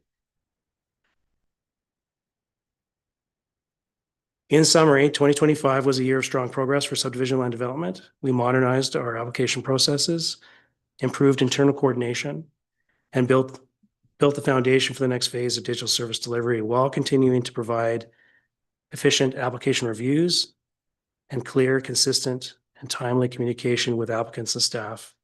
Our priority remains ensuring the applicants move forward efficiently and that our processes support both transparency and accountability. As we move into 2026, our focus will be on refining these improvements, supporting our partner division departments, and developing additional digital tools. Together, these efforts will continue to advance the district's commitment to clear, accessible, and reliable public service. Thank you. I'm happy to answer any questions you may have. Thank you. Councillor St. Pierre. So one of the first, through the chair, so one of the first things we dealt with, not this present council, previous council, was actually challenges with the development process, and all of this seems to be culminating here. Do we have some tracking in terms of KPIs and whatnot, and how the process is going? And are we going to be able to look at these improvements and say, it's gone from here to there? Absolutely. Through the chair to Councillor St. Pierre. Yeah, so as the processes were implemented this year, I could speak to my division. So for subdivision land development, when I started in 2021, it was post-COVID. There were a significant number of applications that had been sitting, waiting review. Upwards about 100, I believe it was, 90 to 100. Some of them had been sitting for a year or more. Various reasons for that was staff turnover, Now I can tell you that when somebody makes an application for subdivision that's already gone through other processes such as rezoning or DP, or maybe it's just a standalone subdivision on its own for like a standard 2 to 3 lot subdivision, we now have a turnaround time of 6 weeks or less for issuing the PLA where there are no issues. So an application is submitted, it's reviewed for completeness, and then we send it out for referrals. That's both for internal and external agencies. And then there's a month where we allow those people to do those reviews and provide us with feedbacks. And then if everything's all good, we can issue the PLA. If there are some issues or concerns, we then let the applicant know immediately. And then it's in their hands to resolve that. And then they get it back to us. And then we go back through that review. Typically external agencies, once they have provided their input, we don't re-refer it to them. But if there were issues, we would re-refer that application to internal departments if it was something that was, an issue that they had identified, or changes may affect others. So we're quite effectively reviewing those to ensure that we're not creating duplication or wasting staff's time. Go ahead. Sorry about that. Forgot to put that on. Just a little follow-up on that. So my understanding there is that a fair amount of the 6 weeks turnaround time is actually external referrals. Having said that, how does this 6 weeks compare to other jurisdictions? It feels like it it feels pretty darn good, but how does it actually compare? That's a good question. Through the chair, Councilor Pierre. I actually haven't contacted any other jurisdictions to see what their timelines are. My previous experience with District of Saanich and City of Victoria, it's significantly faster. I don't have an exact number, but definitely, yeah, I could look into that for you. Councillor Beddoes? Yeah, thank you for that report.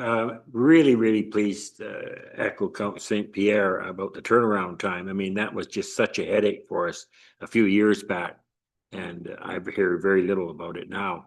I really like the new forms where they're specific. It's one of those cases where one size doesn't fit all when you come to the front counter. And I did it as a practice exercise, and I was given this, I just want to do a small project, and they wanted me to resurvey the land. So I thought, this has to be simplified. And you responded to that, and I'm glad to see that now it's a much simpler process, because the average person that's coming to the front counter that's not a developer is just blown away by some of the regulations, and it makes it much more simpler. So thanks for that. And just to add to that as well, the application forms highly encourage preliminary discussion.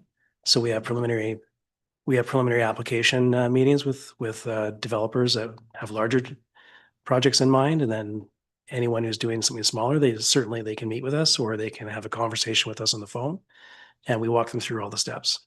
And the pre-app so quite often with subdivision with the larger developments, there's going to be typically a rezoning and or a development permit application. So with subdivision, my division is already involved very early, long before they're even submitting for a PLA application for subdivision. Councillor Bateman. Yeah, thank you for that. It's great to see the development approval process review recommendations being rolled out in a logical, progressive fashion. I know there's 45 of them, and I had a look at them earlier this week, and that would have been this morning. It was on the weekend. I dug these out, and I see one thing. You say voluntary pre-application meetings. Now the recommendation was for mandatory. What was there pushback on mandatory pre-approval meetings, pre-application meeting? Through the chair to Councillor Bateman, yes.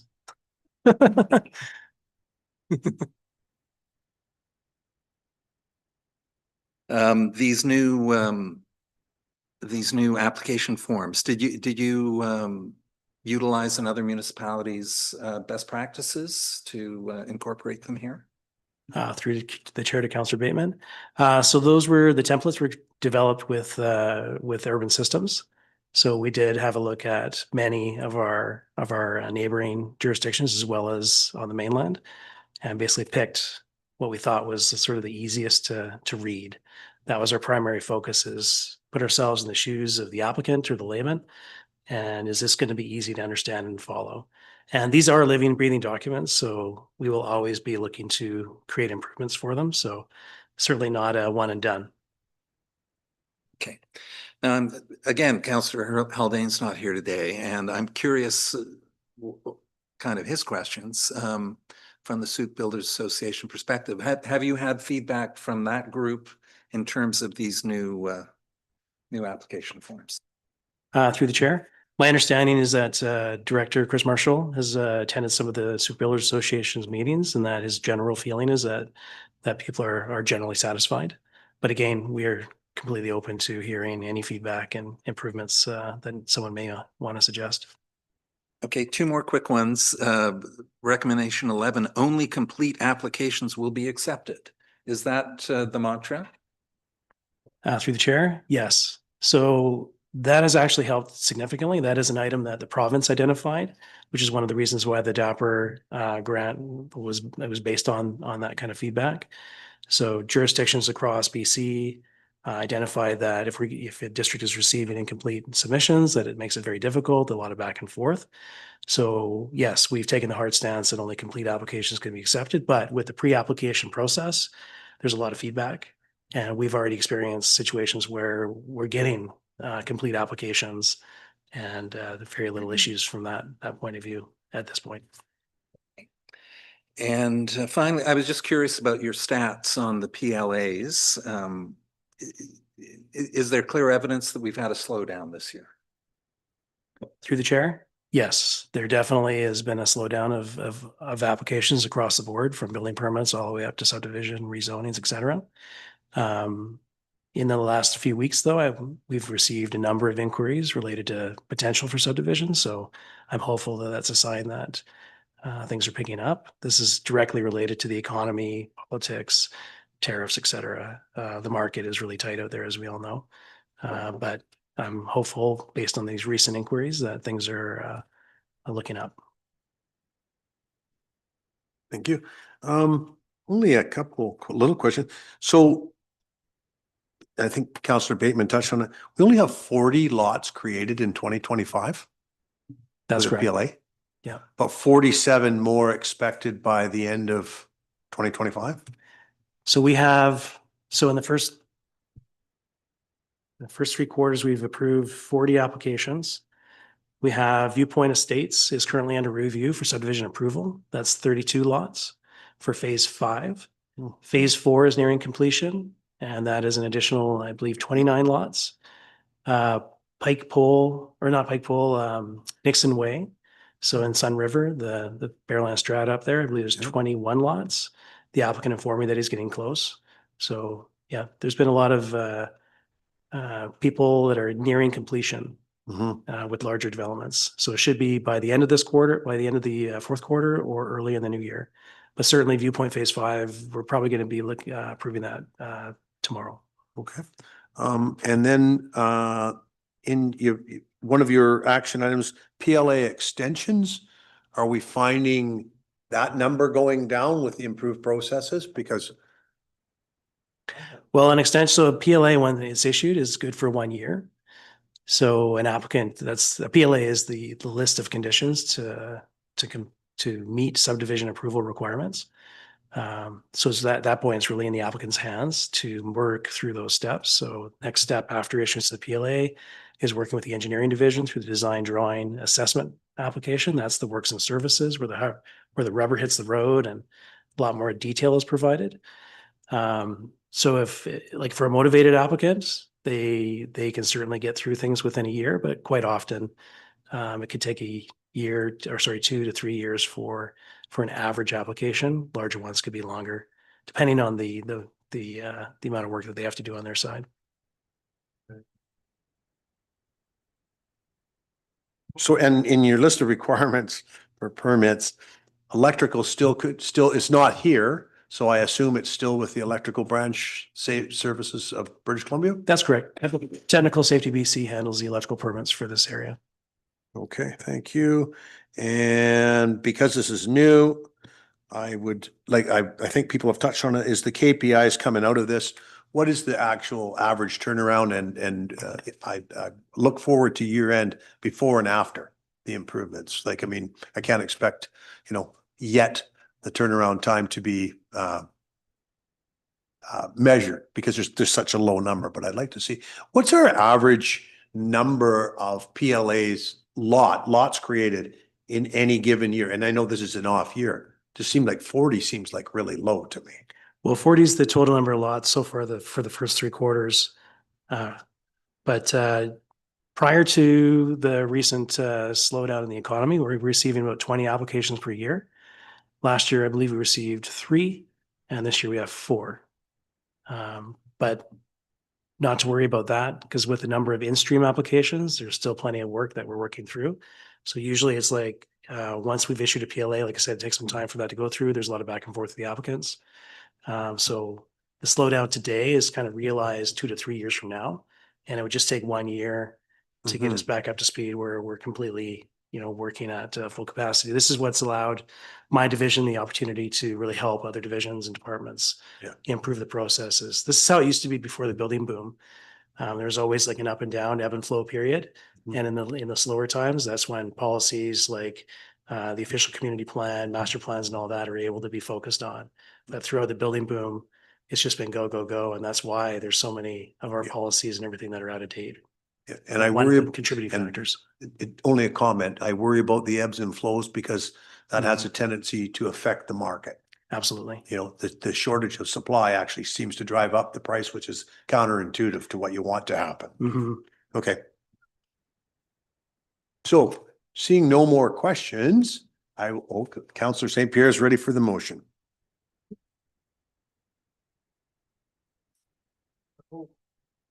That the committee of the whole recommend that council receive the service level overview report presentations for information. That the committee of the whole recommend that council have staff bring forward considerations as discussed at the November 17th, 2025 meeting during budget 2026 deliberations. Been moved by Councillor St. Pierre. All those in favor? It's unanimous. In conclusion, I'd like to thank all the staff for sitting here and listening to all of our questions for 3.4 hours. Thank you and to audience members as well. Thank you for attending and listening. Thank you for the presentations. They were detailed, lots of answers, lots of questions. Thank you to our staff. Thank you to council. We entertain a motion to adjourn. Councillor St. Pierre is moved at 4:40 p.m. All those in favor? Yep.